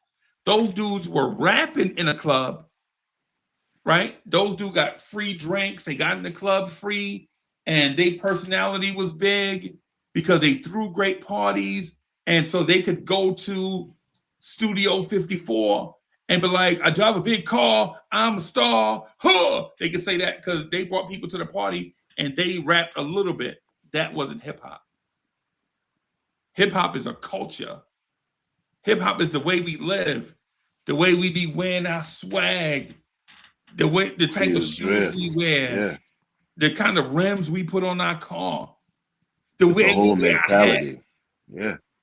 You know what I'm saying? That's hip hop, bro. Hip hop is take some. Hip hop is have no resources, and then take the resources that you got and make it do what it do. Yeah, make it do what it do. And make it do what it do. Come on, dog. Hey, look. Hey, you could take. Hey, we talked about this, Freezy. You know, you taking old Army field jackets. Yeah, I did it. When my uncle came back from Vietnam, bro, me and my uncle had the same last name, right? Me and my uncle had the same last name, right? I used to take his army jacket and wear it to the store. And it was like 3 sizes too big. But I used to take his combat boots, put them on, put that army jacket on, and walk to the store like a soldier. That's part of our culture, dog. I tell you, my pop was World War II. My pop was a World War II vet. I was wearing his field jacket to school. Bruh. I'm in my senior year high school. I'm wearing that. I'm wearing his field jacket. Bro, that's still, and I still got it. I still got it. Well, my daughter got it in her room. bro, that's what I'm saying, dog.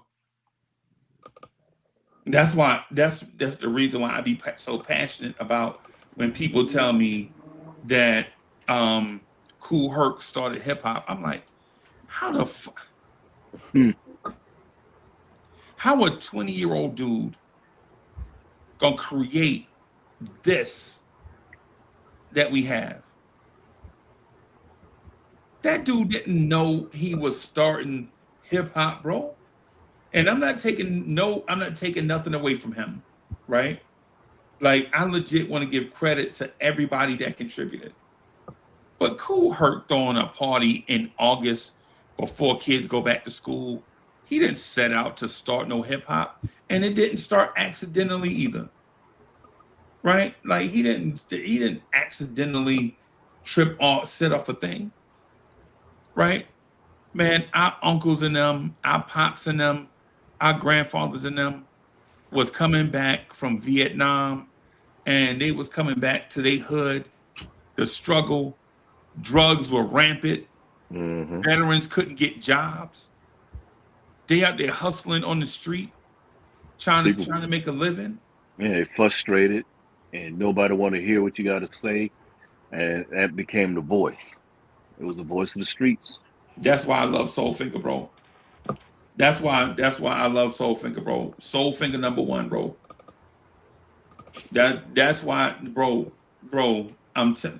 Sometimes, hey yo, sometimes Soulfinger will say something that hit me so hard, bro. It put me in a way. Like, I ain't gonna front. Like, Soulfinger say something, it put me in a way, bro. And for those that don't want me to be real up here, I apologize. Right? Because real is the only way I can be. Well, Sister Soldier said it best. If the truth hurt, you're going to be in pain. If the truth hurt, you're going to go insane. Bro. So just tell the truth. Those that can't handle it, they're going to be either in pain or insane, or both. Together. Right. And I can appreciate that. I can appreciate those that picked up the art at a certain place. Like, say, for instance, say if you picked up the art around the World Class Supreme Team and Art of Noise and Mantronics and Sonic and Ultramagnetic MCs. And MCs. Yeah, and not UMCs. Hey, when was it before they started singing? Because people don't remember, they used to rap. Now I'm going, I'm talking about Freeze. Now I'm going blank. I know I'm still Whistle. Well, not Whistle. Force MDs. Force MDs. Yeah, Force MDs. Right. Because people don't. A lot of people know Force MDs for Love Is a House and Tender Love, but a lot of them didn't know that they used to rap. Yeah. They had to rap. Yeah. Like, so basically what I'm getting at is I know everybody pick up hip hop in a different place, right? Everybody pick it up and we can't help it, because you can't help when you're born, right? You can't help the family you're born into. You can't help when you're born, all of that. All I'm saying is that same time that I mentioned Mantronics and all that, guess when they were out? When Run DMC was hot. I love Mr. Mantronics too. Bro, now you see my point. My point is not that Run DMC don't deserve all the credit. And I'm sorry about the soapbox. Because every time I say this about Run DMC, people think that I hate Run DMC. I don't. But bro, how we saying Run DMC and don't say Mantronics? Don't say Nucleus. Don't say Nucleus. Yeah, I keep them on my playlist for my workout. They on my workout playlist. Yeah, man. That's all I'm saying. Yeah. Other than jam on it, you got to push the button. Right. Hey, Try. You notice how I get long-winded when Run DMC come up, right? Right. I need counseling, bro. I was about to suggest the same thing. Yeah, I need counseling, man. My You bad, know, y'all. they have a reverend in their group. Yeah. You know, That's a good one, Jay. Good one, Jay. in case you Hey, want to go, if you want to repent for any of this stuff, you know. let me say this though. I gotta say something to y'all now. This is me coming at y'all. How do y'all pick the wackest Run DMC songs to say they the best? We both pick different ones. If I may, I never said my favorite Run DMC song. I have two. And in both of those songs, they are rapping, right? My second favorite song Rockbox. is a dude says, my Adidas Adidas. Still walk one down of to Fifth Street, funky fresh, and yes, the, cold on my feet. my feet. With no shoestrings in them. I did not win them. I bought them off the ad with the bad strings in them. I like to sport them. That's why I bought them. Suckers try to steal them, but I caught them and I bought them. You know what I'm saying? And bars. That and my favorite Run DMC song is "Down with the Kings." Yeah, Down with the Kings. And that beat and everything about that song. Well, hey, you can take the original or the remix. Which one? Either. The Pete Rocks. Either. I like the Pete Rock version, but yeah, I like them both. Yeah. Now, I'm not going to even lie. When they came back with Down with the King, when they came back with that album, it was like everybody was going. It was bananas because even in the video, they had everybody. Yeah. I remember seeing Eazy-E in the video. Yeah, you're right.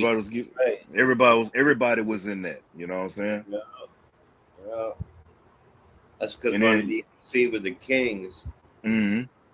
And then see, my other thing is, you don't talk about groups. There's other group, granted, Public Enemy, PE, love PE. Yeah. To this day, I'm still banging PE. Right. My Uzi weighs a ton. My 98 Oldsmobile. And when Walk This Way is out, guess who else was out? They had a joint called Rebel Without a Pause. Rebel Without a Pause, man. That's still to this day. Black Steel and Our Chaos. I mean, come on, man. Bro. Was 911 out there yet? That came afterwards. That was on Fear of a Black Planet. Right? Yeah. They were from my neighborhood. Yo, they were the most. I could never understand the grouping. Chuck D was like the most powerful speaker in the world. Voice. Right. Voice. Right. Flavor look crazy. Yo, I knew his whole family. Him, his Uncle Dave. Yo, they just Flavor would just walk around, have a piece of lint on his beard. You mention that lint, he'll tell you the lint got a name. Bro. That's all I'm saying about my guys, bro. When MC Shan said it best, when MC Shan said hip hop set out in the park, we used to do it out in the dark. That automatically tell you all the stuff that you used to hear about hip hop, like how it started with Busy B and Kumo D rap battle. Mm-hmm. If it started there, how did they know how to rap? How did they know what rap was if hip hop started with that battle? It didn't. It started with Jimmy Spicer and them, bro. It started with dudes that control the crowd rapping on the microphone. Yeah, the MC, hey, like Rakim says, MCs, we move the crowd. Move the crowd. Mic controller. Right. Right. That's what that's all I'm saying. Like with me, I'm not gonna lie. Y'all probably know just by the way I speak about hip hop that though I respect the party rapper, I respect them, right? But how do I respect them, but at the same time, my preference is to grab a set of headphones and listen to a man rap his life to me over a song that my father used to play when he was 17. Like I'm 17 and I'm listening to a certified boss spitter rap over a sample of a song that my pops used to listen to when he was 17. You know what that tell me? That tell me we all the same. That tell me we all the same. All the records that we used to listen to, Yep. they grabbed those records and used to listen to the same thing. It's the same. We all one big rap family, bro.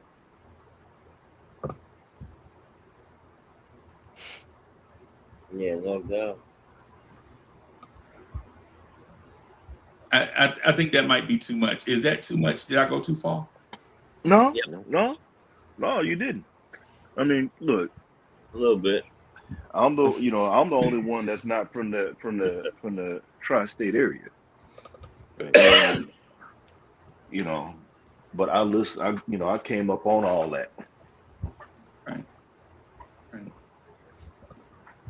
I was in a, considering me being from the dirty, I was in a rather unique situation because I got everything, because everything came from that, from the east. But with me being down, we had our own little stuff going on as well. However, I'm heavily east with everything I listen to. So much so, I had cousins that were more West Coast, and they couldn't understand how you listen to that. You ain't been to New York, but you listen to this. I'm like, well, shit, you been to Cali, but you listen to that. So don't knock what I get down. This is what I relate to. Right. Yep. Right. And as Rakim said, it ain't where you're from, it's where you're at. Yeah. Yeah. Yeah. Yeah. Yeah. I mean, shout out to Run DMC, bro. Word up. Best Mhm. band ever do it.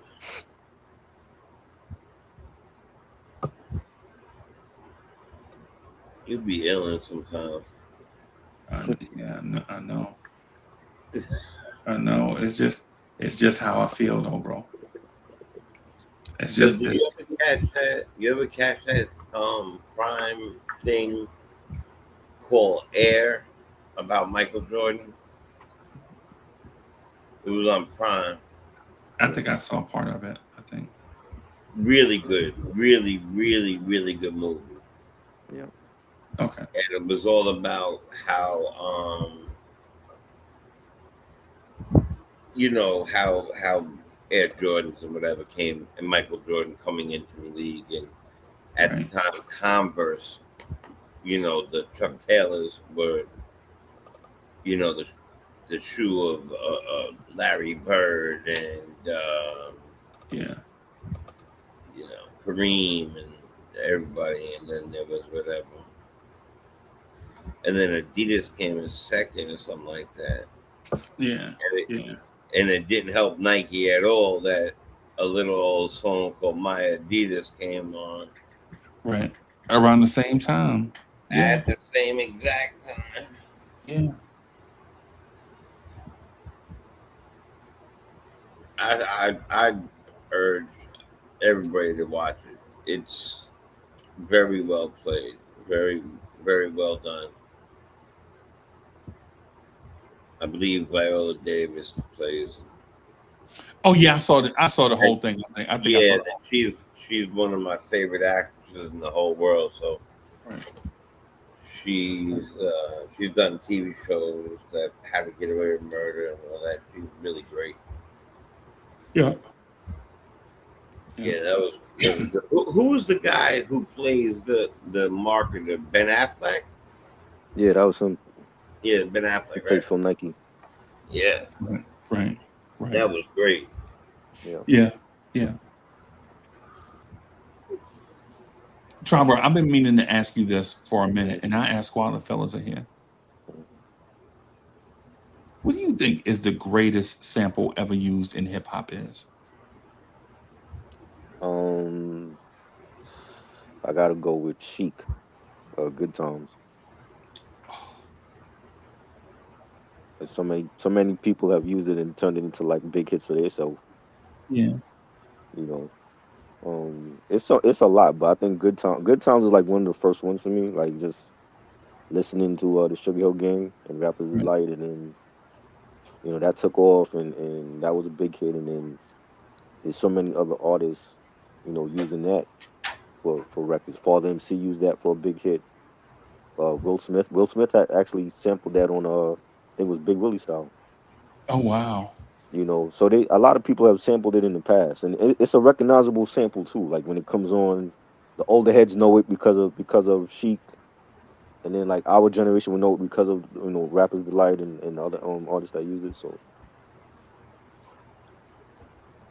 Mm. Fellas, what do y'all think? Do y'all have a sample that y'all think might be the greatest sample that y'all ever heard? Funky Drummer. Oh, that's a good one. That's that. I mean, Damn, that's Funky good. Funky Drummer put. I mean, who didn't use Funky Drummer? when LL said funky, what did he say? Something. I got the funky drummer drumming. Yeah, What was that? That was in that was on the Booming System. Booming Boom System. System. Yep. Yeah, Yeah, yeah, yeah, yeah. Mm. If I'm not mistaken, that's the most. That's the most sampled song ever when it came to hip hop. It's Funky Drummer. Everybody used it. Right, right. Everywhere. Jay, you got one? I don't necessarily have a favorite. Those two are good. I think that I think when the sampling game came, a lot of people gave it a really bad name, Yeah. like really bad. Like, oh, look what you're doing. You're just taking somebody else's joints and you're slow and you're mixing. But I think it takes a lot of time and effort and hours of listening and getting the right speed down and all that stuff. Um, yeah, I saw a thing on the RZA sampling, Right. and man, the two that you got that were just said were great, and I obviously iconic, right? But Right. there's so much that we wouldn't even believe, and you would be like, wow, that came from that, like Right. that, right? Like there's a song on who the hell was that? It was supposed to be on a Spectre Dex album that came from like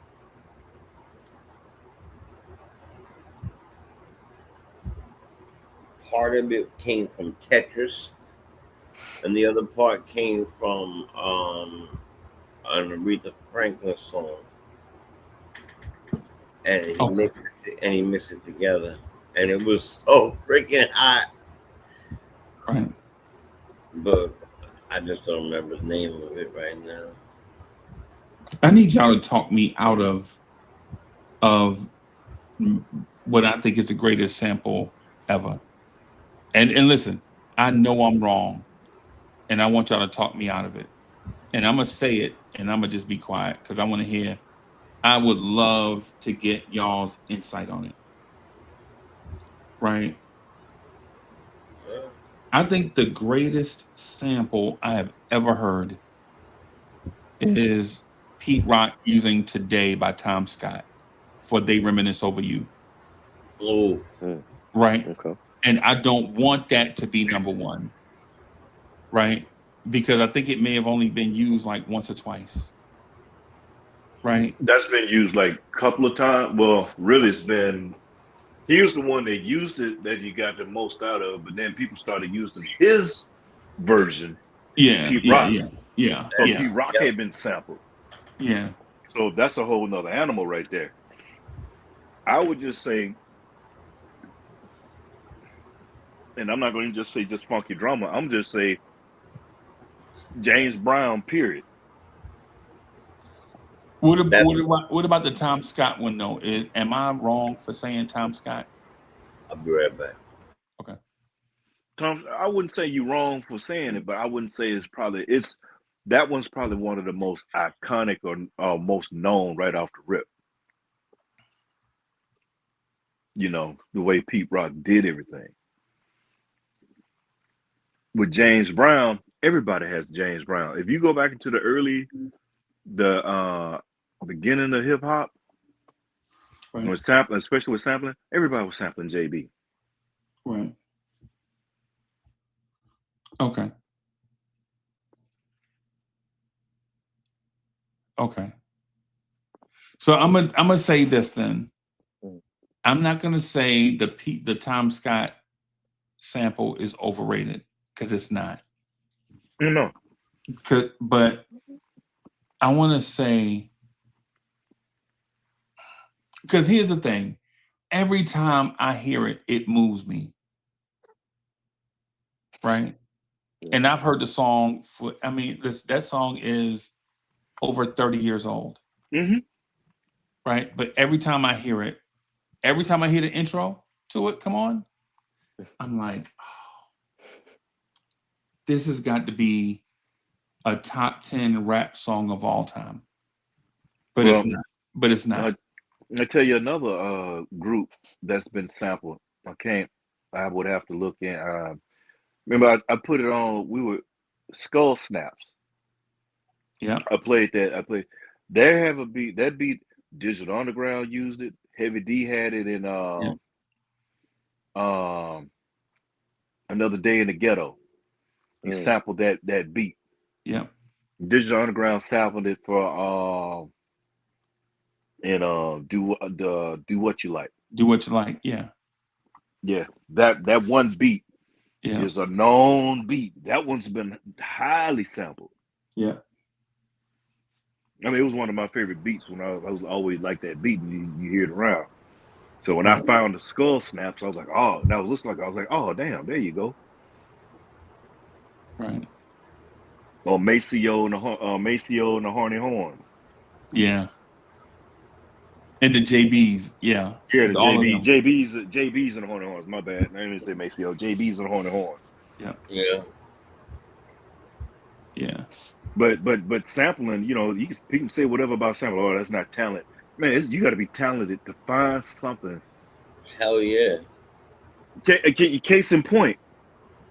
And it's not. And this is I mean, UGK international player. Yeah. Oh my God, bro. Yep. Oh man. Yep. You talking about an MC in a moment, bro? Yeah. Ooh. Pimp C put that together, man. People slept on Pimp C's production, but for him to hear and to be able to put that in, Primo would take the most obscure samples, and you're like, how did you get that? So sampling, you know, Q-Tip was another one. People sleep on his production. Man, the Minnie Riperton joint, bro, Yeah. is beyond genius, bro. Bro, Now I'm He about said to did the put a rock. production on a song called Vibes and Stuff. Mhm. Every time I hear that song Vibes and Stuff, I'm like, this has to be the greatest album cut ever for a rap album, bro. Hey, I'm about to put a rock in Freeze's shoe when I say this name. Jay Dilla was good.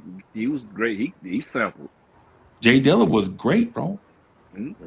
He was. I mean, he was great at sampler. I'm gonna tell you. The what's that? The cut. The first cut with him. Damn it! I can't think of the cut. I'm playing hearing it in my head, but I can't get the cut out. But Let me put Wait, a rock from guitar him? on. From him? from Jay Dilla, it was From with Jay Dilla? Slumville. Yeah, his Slumville was one of the first cut that everybody heard. Digging in the it was this show digging in the greats. He was going in there. He was trying to break it down, and he broke it down how he sampled that and put it together. It was like, damn, he used Yeah, like three, I four love different that stuff. channel, bro. Yeah, I but love see, that. and it goes into a lot of other things. He went into Primo beats, and it was like he was trying to break it down the way he put it in there. Primo's put like 5 different tracks into one track. He was like, what the hell? Yeah, He yeah. used You three different. talking about not Nas is like you're talking about you talking about the one with Nas is like Nas.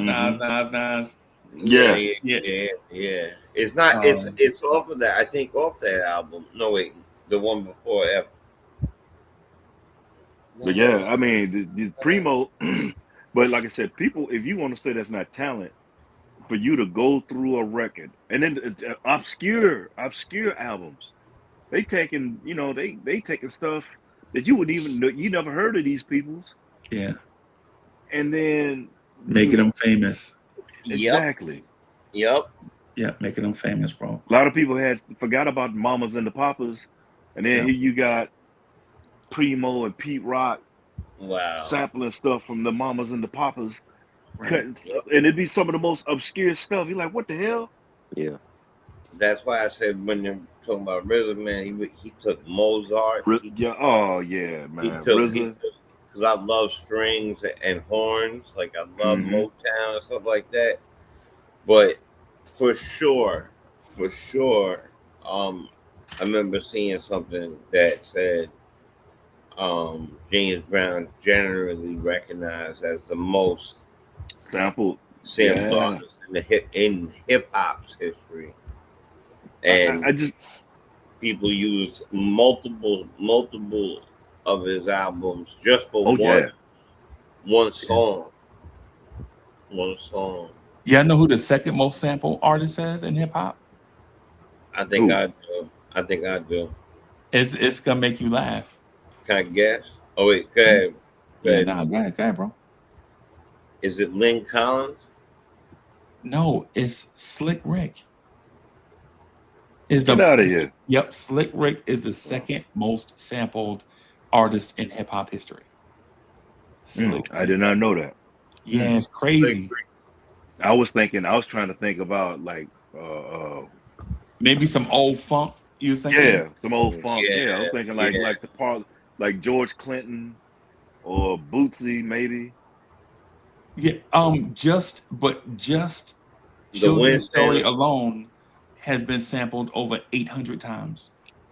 Wow. Did not know that. Just Children's Story alone. Oh yeah, it's been on a million different beats. It feels like Yeah, yeah. redone. Damn. And Yeah, that it's- joint is one of my favorite songs. You don't like that one either? Which one is it? Children's Story.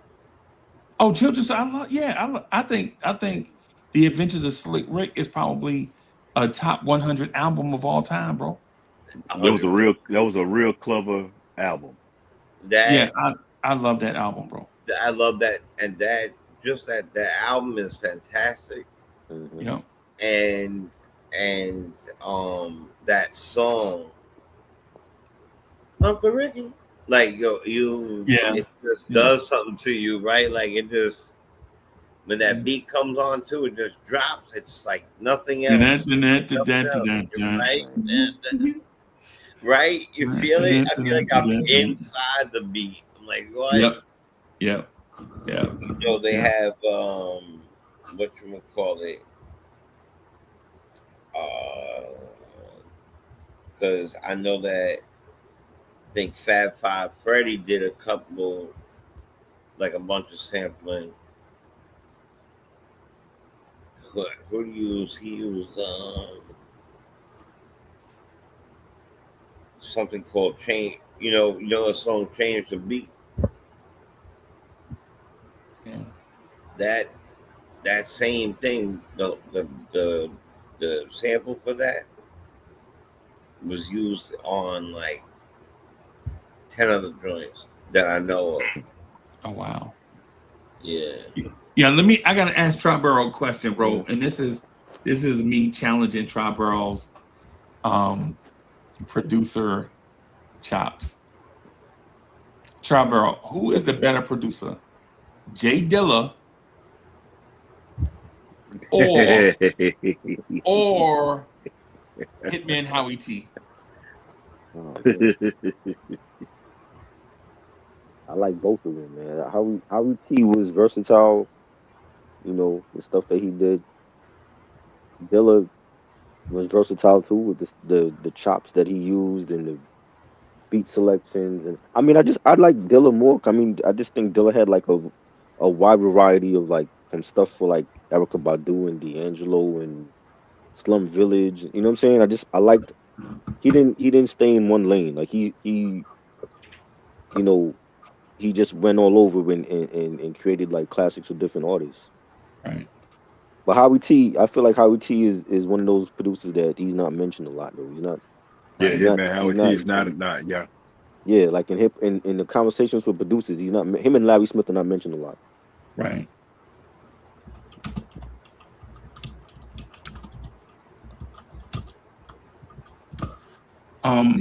I didn't know that one of the biggest rap songs of 1985, and it wasn't Run DMC. I know we think Run DMC ran the 80s, but one of the biggest songs of of 1985.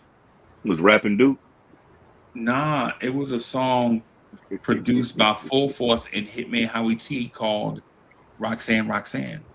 I want to be your man. From TFO. Yeah, yeah, yeah. One of the most slept on rap songs of all time. Yeah. Started a movement. And Roxanne had everybody in her family rapping. Roxanne's nephew twice removed. Right. 14th cousin on the other side. Yeah, man. No. Just real quick before we wrap up, man, and get out of here, bro. Spit a couple bars for you. Yo, EMD. No, I'm just but my cousin told me, right? My cousin told me with a straight face that the greatest female rapper of all time is Nicki Minaj. Oh no. What? Yo. Yeah, your cousin. Wow. Was your cousin just fresh out of surgery? No, he young, bro. I'm about to say, is he a kid? Yeah, he's young. But I remember when my last deployment going to Kuwait, young cat was trying to tell me about it, and I was just saying, okay, yeah, you keep that, dog. I'm good. You good, dog? Yeah. Greatest female of all time, Nick, man, Nah. please, no, man, she on house, nah. How you gonna be the greatest female rapper of all time? You stole your style from Missy and Lil Kim, right? They all and then they all started stealing from each other.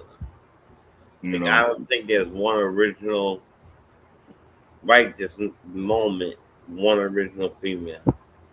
There is one girl that I heard, but she hasn't really made it. She's not on really anything. I just heard her through a friend of mine. Who Rhapsody, Shay Noir. Hmm. No, I heard her. She's dope too. But I heard that there was this other girl. Jane But Grey.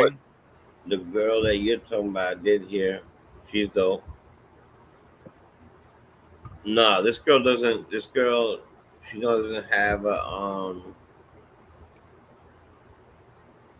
She don't have like a song I can point out because I heard it through a friend of mine, Okay. and she got. I'm talking about like I was in the '90s. I was ready to steal my own car. Wow. Yeah, I swear to God, it was so fire. Hey, I you gonna wanted to see lock my car and just hey, try to steal it. Wow. Jay on his Jay in it right there next to his car looking around with the ski mask trying Right, to pop the lock. right. I got the key in my pocket. God He forbid. mass way. Ransom notes. Right, it was just. It's It a was, it's God a forbid, it was God forbid in my pocket, just in case. But I had the Slim Jim. I'm like, I'm gonna get in this car. I can't call it. It's another one. I want to say she's from North Carolina as well. She has a real unique voice. I cannot call her name. Try. You know why he said that, right? You know why he What? said it to me, right? What? Take the wildest of guesses of why he would say that to me specifically. Who I don't me? know. I know my cousin saying Nicki Minaj. Oh, I don't know why you said that. Cause I love Glorilla. Oh, okay. So you said Nicki's the best. Nicki the GOAT. That's what he Nah. saying to me. You like Nah. Glorilla? She can't even talk. Come on, bro. Come on, Word, don't do that to Glorilla, bro. no, Don't do that. man. I mean, Nick. No, man. I mean, Glow can go. You know, I can get down with Glow, but Nick, nah, never was. Mm-mm. Nah. I mean, I keep going back. I mean, of course, you got Light, Latifah, Yo-Yo. You know, I had to throw my home state girl my home state girl Mia X. Yeah. People don't, if you ain't know it, Mia X could go. She could get it. Yeah. Still, Foxy. Lady of Rage. Come on, man. Oh, man, Lady if of Rage. y'all don't say MC Light, I am never talking to y'all again. I said that was the first He one I said said. like. He Oh, said, okay, I was about to say I ain't hear Yeah, it. we got the old people Yeah. favorite right now. Yeah, Rod Digger. Come on, Yeah. man. Rod Digger. You know what? You just yeah. Come You on, just man. Moni There's a- Love, Moni Love. Yup. I mean, Sparky D, look, Hurricane Roxanne G was Shante? coming. Hurricane G on there with Hit Squad. Come on, man. Yeah. Eve, Eve. Yeah, come on, man. Yo, Eve was fire. yeah. I guess Little Kim for a little tiny bit with Biggie when she first arrived, but Yeah. a tiny bit, A thimbleful, bro. a thimble to the brim. But Right. there was Antoinette. Yeah. oh, that's. I mean, it was Antoinette, but you know it's dealt with light. But I still put Antoinette above Nicki. Man, Nicki Minaj, man, Missy. Come on, man. Man, come on, man. I keep naming, but as far as I'm concerned, she didn't even make it. She on the outside looking in. What about She Sugar? ain't- What, Sugar T? Yeah. Yeah. Over Nicki? Yeah. I'm Yeah, gonna I like Sugar. She got a Yeah. song called "What's Up, Star" on the show Mhm. soundtrack. Yeah. Banging. Look, you got the Conscious Daughters. Yeah. If Conscious Daughters, a lot of people, they straight out of Oakland, but the Conscious Daughters no funk. Yeah. I'm gonna tell you the most underrated. I would love for you to go listen. Female artist I've ever heard. Ma Barker. Oh yeah, he's dope too. She was married. Her real name was Shaquille. She was married to Coogee Rap.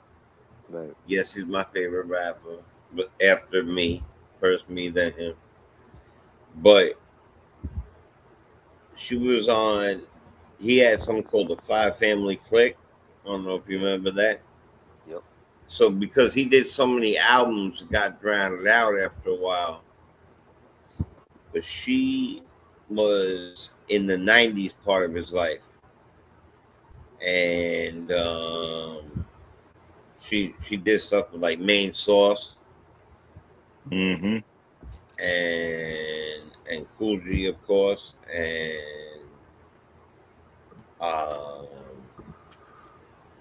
it's crazy. She out of control good bars like him almost. Easy, big fella. Hey, Easy. So you know he's my favorite. Easy. I got you know he's my favorite. So if I'm gonna bring, so which makes me think she's a dope rapper. Maybe he wrote it. I'm just saying it was. What about, wild. is she better than Remy? who? What? Nicki better than Remy? Yeah. Nah. I was gonna ask you, what about Brat? Freeze? I like Brat. I think she is I don't like her one verse songs. Like, or A feature. yeah, I think some of her features be all right. I like her deep album stuff where she just rapping. It's just her. Like, ain't no distractions and shit. Like, I like when she just rapping. Oh, how about Lauryn Hill? Oh no, she ain't even. She can't hold Lauryn Hill's dirty draws. Yeah, nah, she ain't. I What don't think about Lauren. What about Lan Q? Lauryn Hill could do everything: raps, chat, Yeah. sing. Yeah. I mean, she ain't Yeah, nice. Oh, I was never big on Nicki. She just.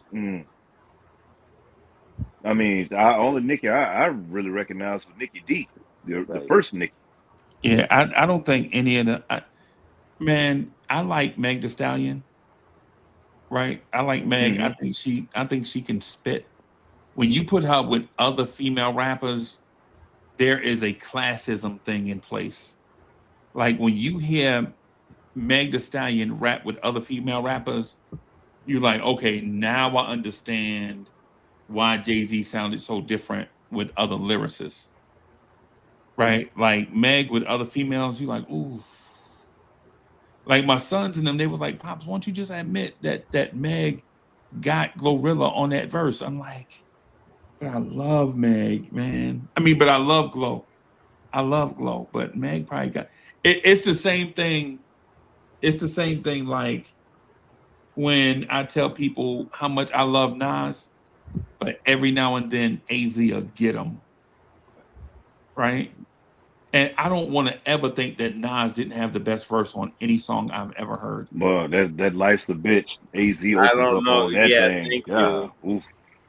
Come on, listen. Can we be honest here, Saul? If Yeah.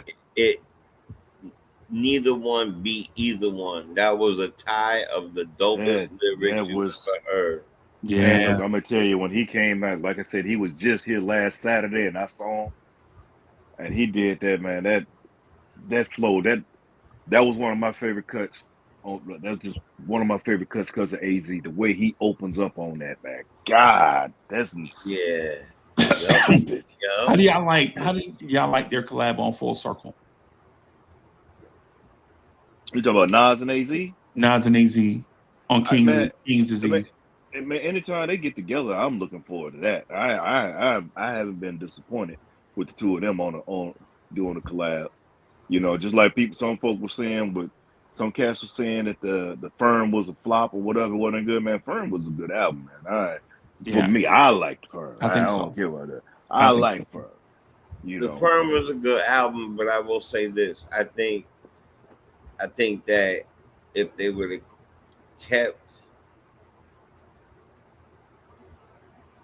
what they did to them and replaced them by Nature, I think it would have been better. It could have been better. If they would replace Nature, they need a do-over with Mega. With Mega. Yeah. if Mega stayed and they didn't do that to Mega the way they didn't, that's dirty. Yeah. He just, I don't know what's going on between us. There's a lot of things we'll never know, but if there's a firm album that has Nas and AZ on it, Mega needs to be on that album.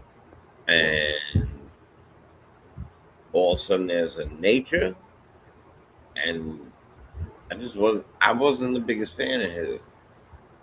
And maybe I was also a little bit biased because I was a little mad that, Mega wasn't on it.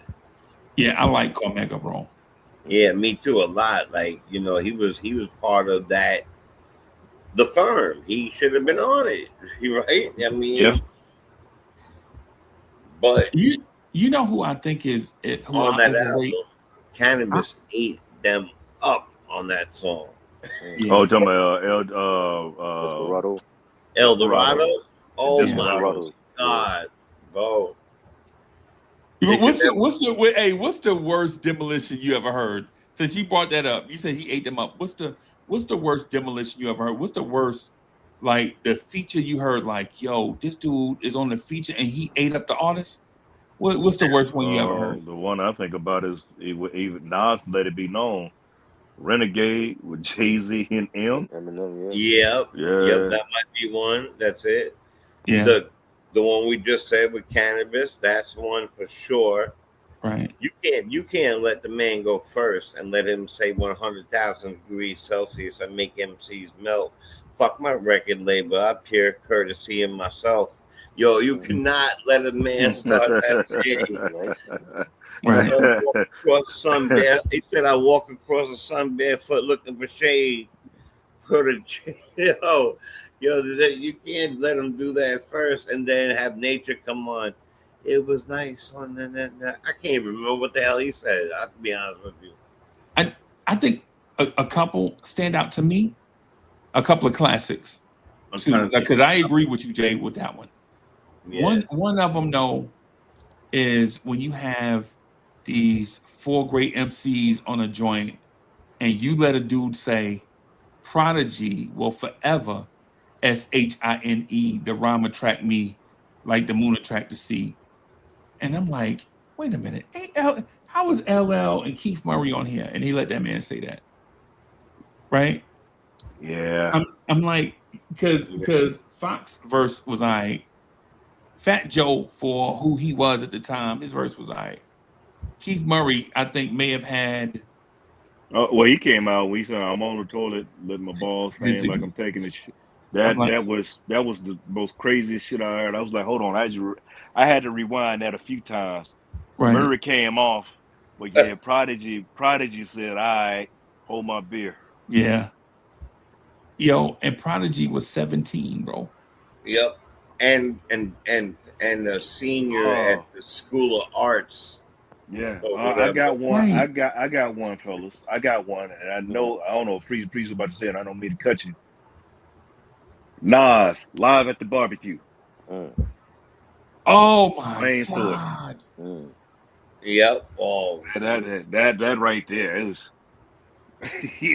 I got one that'll top that by the same person. You ever heard Back to the Grill? Yeah, with third base. When Nas was like, "Yo, I'm pointing automatic guns at nuns." Yep.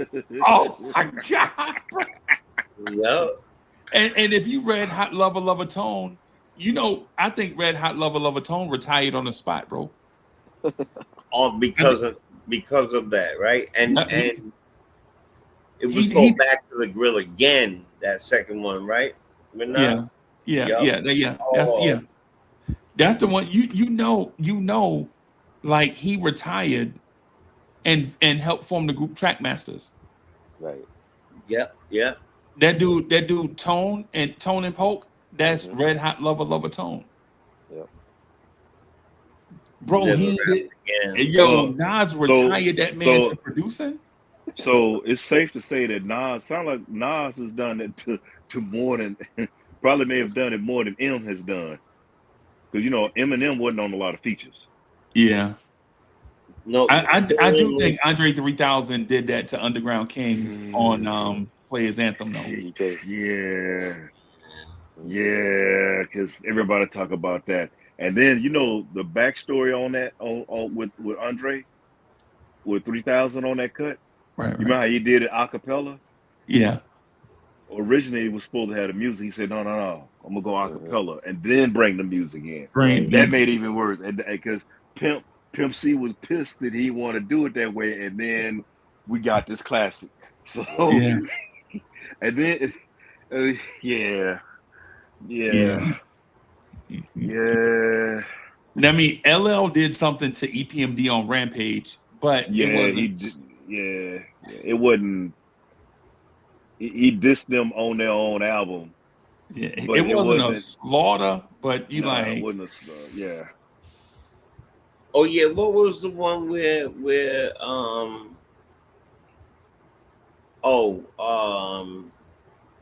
DMX and Ja Rule, with DMX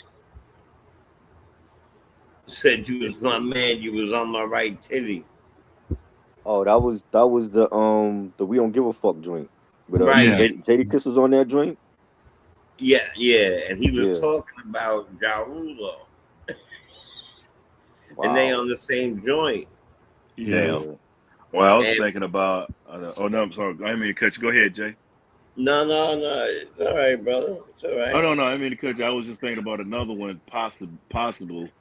It was another Jay-Z cut, but he had DMX on it with what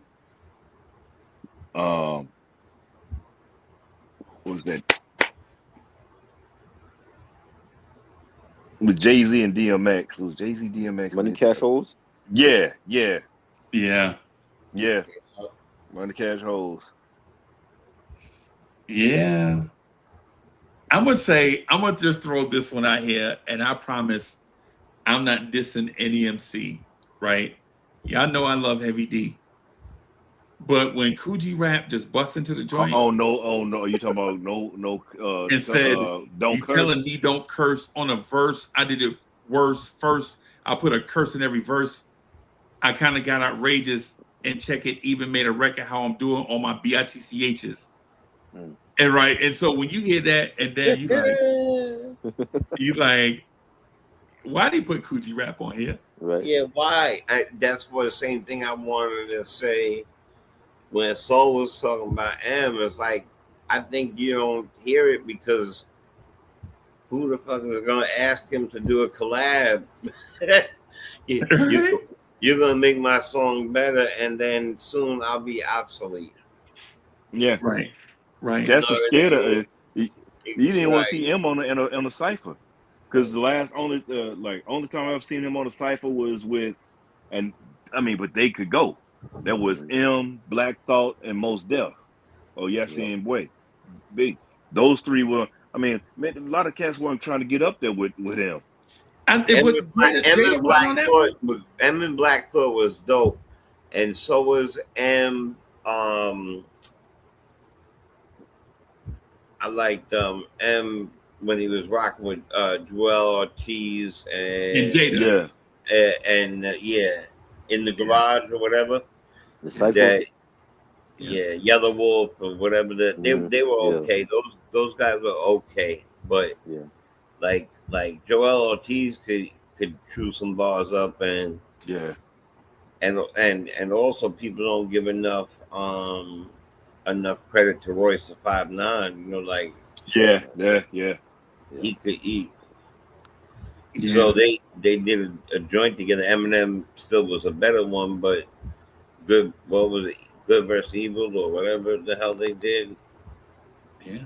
But it didn't ruin him because they were friends, so they were just partners on it. But yeah, like I don't even remember a song after that Jay-Z made. Like right now to this day, I'm trying to think of a song, like some shit, some hard, dope stuff that Jay-Z. First of all, I want to keep it 100 with you. And I told you this the other day, and you were like, "What?" I don't think Jay-Z is not close to the top. Man, man. Come on, dog. as a rapper. Come on, dog. Not even close. He Man, had come on. one album that had mostly good hits, and then he had a couple of albums that had one or two hits. He is not even nearly in the same category as Nas. He's not nearly in the same category as that. And because he was from Brooklyn and he just did a song with Biggie, he was crowned the king. And I think that's bullshit. And I can take that with a side order of fries, please. What about, let me ask you this, and this is a rock in my shoe. Yeah. People been telling me for years that Big Daddy Kane ate up Coogee Rap on the symphony. I was about to bring that up, Freeze. You beat me to it. I like Kane, but Coogee Rap killed Symphony. He bodied the hell out there. Yeah, man.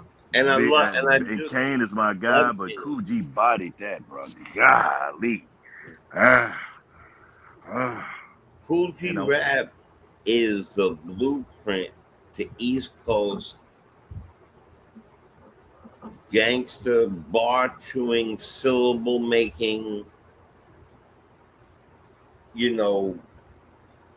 five rhyming words and one half a bar. Yo, he chewed him up. And I'm a big Daddy Kane fan. Like, same here. Just seen him at the Blue Note in Manhattan. He came in. I went to go see the GZA, and the GZA and Old Dirty Bastard had cousins that have their own group. They sing, they play the electric violin, and they do a lot of like R&B stuff or whatever. And so they did a live. The whole concert was a live GZA concert, right? But he did all of his album, his first one, and then he did the 36 Chambers, and then Big Daddy Kane came in, and I told you who opened up for them was completely contrary to that, to them. Big Daddy Kane comes in the middle. He says, he called Genius Youngin. He said, "Hey Youngin, you've been putting in hard work. Let me rock for you." And he went bananas. Still at that age, Big Daddy Kane does this thing where he throws the mic into his other hand while he raps. Like when I rap, I'll put it, grab the other hand, might do something with this hand, and grab the mic again with this hand. He just throws it over to his other hand while he raps. Right. And he's still doing it, man. Got into a squatting position. My brain was like, "Oh, I hope you put some WD-40 on them knees. Words, some WD." Yeah. I was like, "Yo, I hope you put some tea tree oil on that and some, Yeah, I got on those knees because you got to feel that." But he killed it. He did all our favorites, and then he gave it back. But who opened it, who also has been sampled quite a bit, was Roy Ayers. Oh, Roy Ayers. Yeah, you're right. Yeah. Roy Ayers. Yeah, yep. Man. And he opened that concert that night. There was a DJ, and when the DJ stopped, Roy Ayers had to be, because he was like 83 already at the time. Yeah. And they had to escort him out, and he got right into the sunshine. Yo, yeah. I lost my mind, bro. I lost my mind. Another highly sampled hip hop song. Yeah, it was brand new, Brand Nubians, I think Brand Nubians really sampled it that really, really well. I love that. Yeah. It's still like Another slept on rapper, Grand Poobah, bro. Grand Pooh, yeah, man. Very, Poobah was a very monster, slept on. man. 2000 and his first album and Real to Real. Real to Real, Real. yeah, man. He still make music, bro. He had an album out 4 years ago. Yeah, I got that and the other the brand news they dropped, but you know, they with the independent label the way they did because you know, it's not mainstream. That's I mean, but it's real hip hop. Right. I was gonna throw out, and I'm not saying that it did, but I'm gonna tell you, I could tell they elevated each other on that track again with Nas and Scarface, favor. Right. Yeah. Scarface was coming with him. I was like, gosh. Or Scarface and Gangstar. Mm-hmm. He and Guru. Betrayal. Yeah. That joint. Yeah, that was the best time. Oh, speaking of Gangstar, they got a joint called "I'm the Man." Y'all ever heard Yeah. that? Yep. Mm-hmm. My bad, Jay. My bad. Yeah, bro. No, it's all right, bro. We're all hyped, bro. This is what gets us. I'm telling you, this is why I will stay up a little bit longer than but it's better than watching some bullshit on Netflix. I'd rather talk about this, right? Yeah, man. You know what I'm saying? This Yo, was a Jay highlight Rue of the my Damager. life. Bro, J. Rue the Damager on "I'm the Man." Oh, I'm J. about Rue to say J. Rue Damager. Damager. When he Oh, comes he in was- and says, "I tap your jaw," I know you heard it before. Instead, Yeah. and I'm like, I prove my word is law. Front door want more. Dope rhyme vendor, not partial to beef or chief ambassador. Man, because they can't score, but like a Wild West flick, I want to shoot up your door, but I incite the riot. Don't even try it. Push up, son, crab kids. Be quiet. J. Rue the Damager, to me, He is had one of some the most slept on wordplay. rappers ever. Boy, man, he is. Ever. He is. I mean, And just think that- about listening that to his verse on with Crooklyn Dodgers. And Crooklyn Dodgers was dope, just period. Yo. Yeah. Yeah. So let me ask this. So just real quick, I'm gonna just say this just real quick and get out of the way.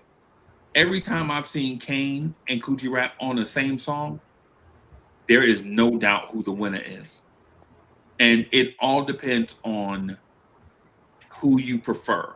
Like, I'm a fan of Coogee Rap, so I think Coogee Rap eats Kane every time. Right? But those Big Daddy Kane fans, they swear that Kane eats Coogee Rap every time. I heard Coogee Rap say in the Symphony Part 2, he said, "Still scalpel pressed up on you, Adam Apple. You call me mentally and crazy. I'm bad. I be spinning ass like Patrick Swayze. Coogee Rap, 1 in a million." I'm sending rappers to get diced the fuck up like it's serious. That man don't play, bro. When he came out, Kane was smooth with his.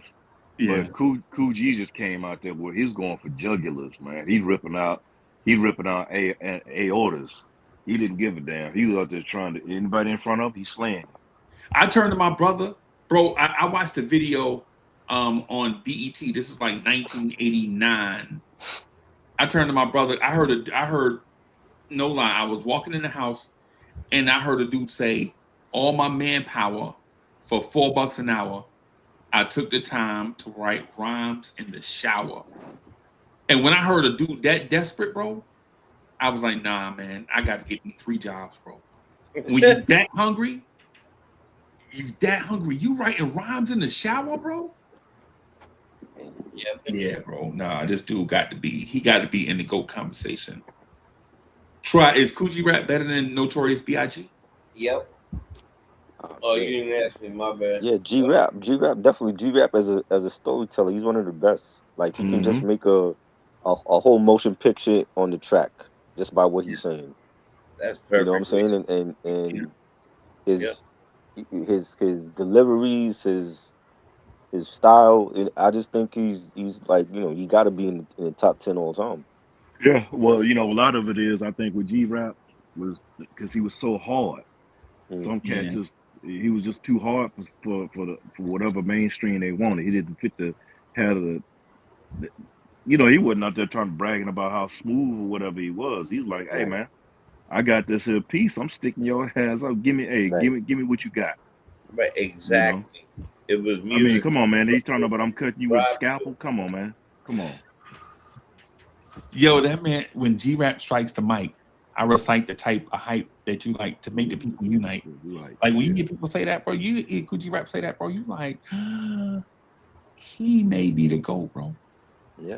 And you notice he did a cut with Nas. A lot of Yep. cats wasn't trying to do tracks with Nas. Right. Yep. Yeah. And like I said, I said it earlier tonight about a classic cut, Verbal Intercourse, Yeah. with Raekwon, Ghost, and Nas. Yep. You can't be scared to go. They weren't scared to go because that track there, man, I listened to that joint. Man, I kept that joint on repeat. Yep. That was fantastic. But the one that he did that was just Ray, Nas, Fat Joe, and them, man. I know Fat Joe regrets getting on that thing. I know it. Is Gucci Rap better than Big Pun? Ooh. Yes. I'm gonna tell you why, in my opinion. I could go straight to yes. And this is, I know it's easy to be, because he's my favorite, for me to go quickly yes, right? But the fact is that Big Pun, there's a couple of reasons. I'm gonna give you why. Big Pun didn't have enough stuff. He was very close. Big Pun said he studied Kool G Rap and was the words. These are the words. A disciple of Kool G Rap. He got on a knee and kissed Gucci Rap ring. Did he tell you? That's Did right. you heard that Gucci Rap story? Yep. Who's that? Who? G-Rap Pun? said that. Yeah, G-Rap said, yo, that big dude, bro, he bent down on a knee and kissed the ring, bro. And did you hear what Kool G Rap said? He said it was right before he got really, really heavy. Yeah. But back in the day, I don't know if you know this, but back in the He was day, a model. like, he was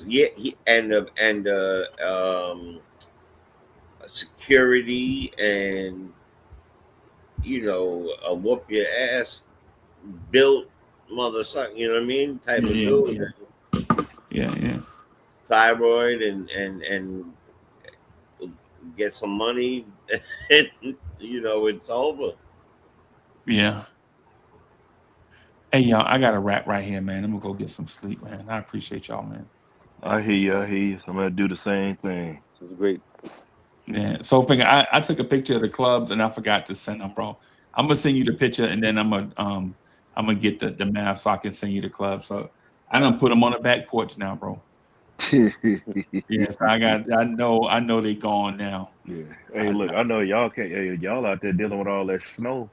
Yeah. I'm out here and it's like, look, I'm out here. It's like 82, 84 degrees, man. Blue skies. Where are you at? San Diego. Yeah, I'm in Dago. San Diego got the best weather in all of America, bro. Yeah, man. I'm not leaving Dago at all. I'm staying right here in Dago. And just one other thing, just to put a rock in Charborough's shoe. Hitman Howie T produced a song for Color Me Bad called "I Want to Sex You Up." Right. That was Hitman Howie T. So, their first album. Can I tell you something funny, really, really quick? I'm gonna let you go. I was at a supermarket when I was young, like about 20, and the lady comes up to me, some Italian with blue eyes, and she goes, "Yo, you're the guy who sings I Want to Sex You Up," right? Did you say? And I said, I went like this. Oh, Don't tell nobody else. Right. Right? And she was like 35, and she was holding what you call it, Mercedes Benz keys. So she was. I was like, "You married?" She goes, "Yeah, but it's getting boring." And I gave my number, and for like 4 months, I swear to God. And then one day she called me, goes, "You ain't that guy from the fucking thing." Yeah. that's crazy. Thank you for all the money and the good times. I appreciate Yeah. you. Bye. Too late to apologize. Too late. Right. I'll write you a song right now if you want. Right. All right, y'all. I'm gonna get out of here. Thank y'all everybody for coming through and rocking. Thank you for everybody that watched on X and on YouTube. We are gonna get out of here. Thank you, everybody. All right, now, peace. Peace. Peace, y'all. Nice meeting y'all. Peace.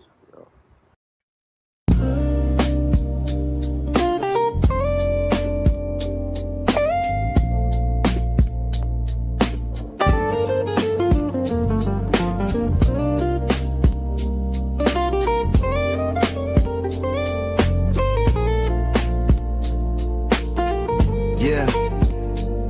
We're diving in where the world collides. Culture's calling, it's a crazy ride. Music's pumping, food's on the plate. We're vibing here, let's celebrate. Echo and Essence, we keep it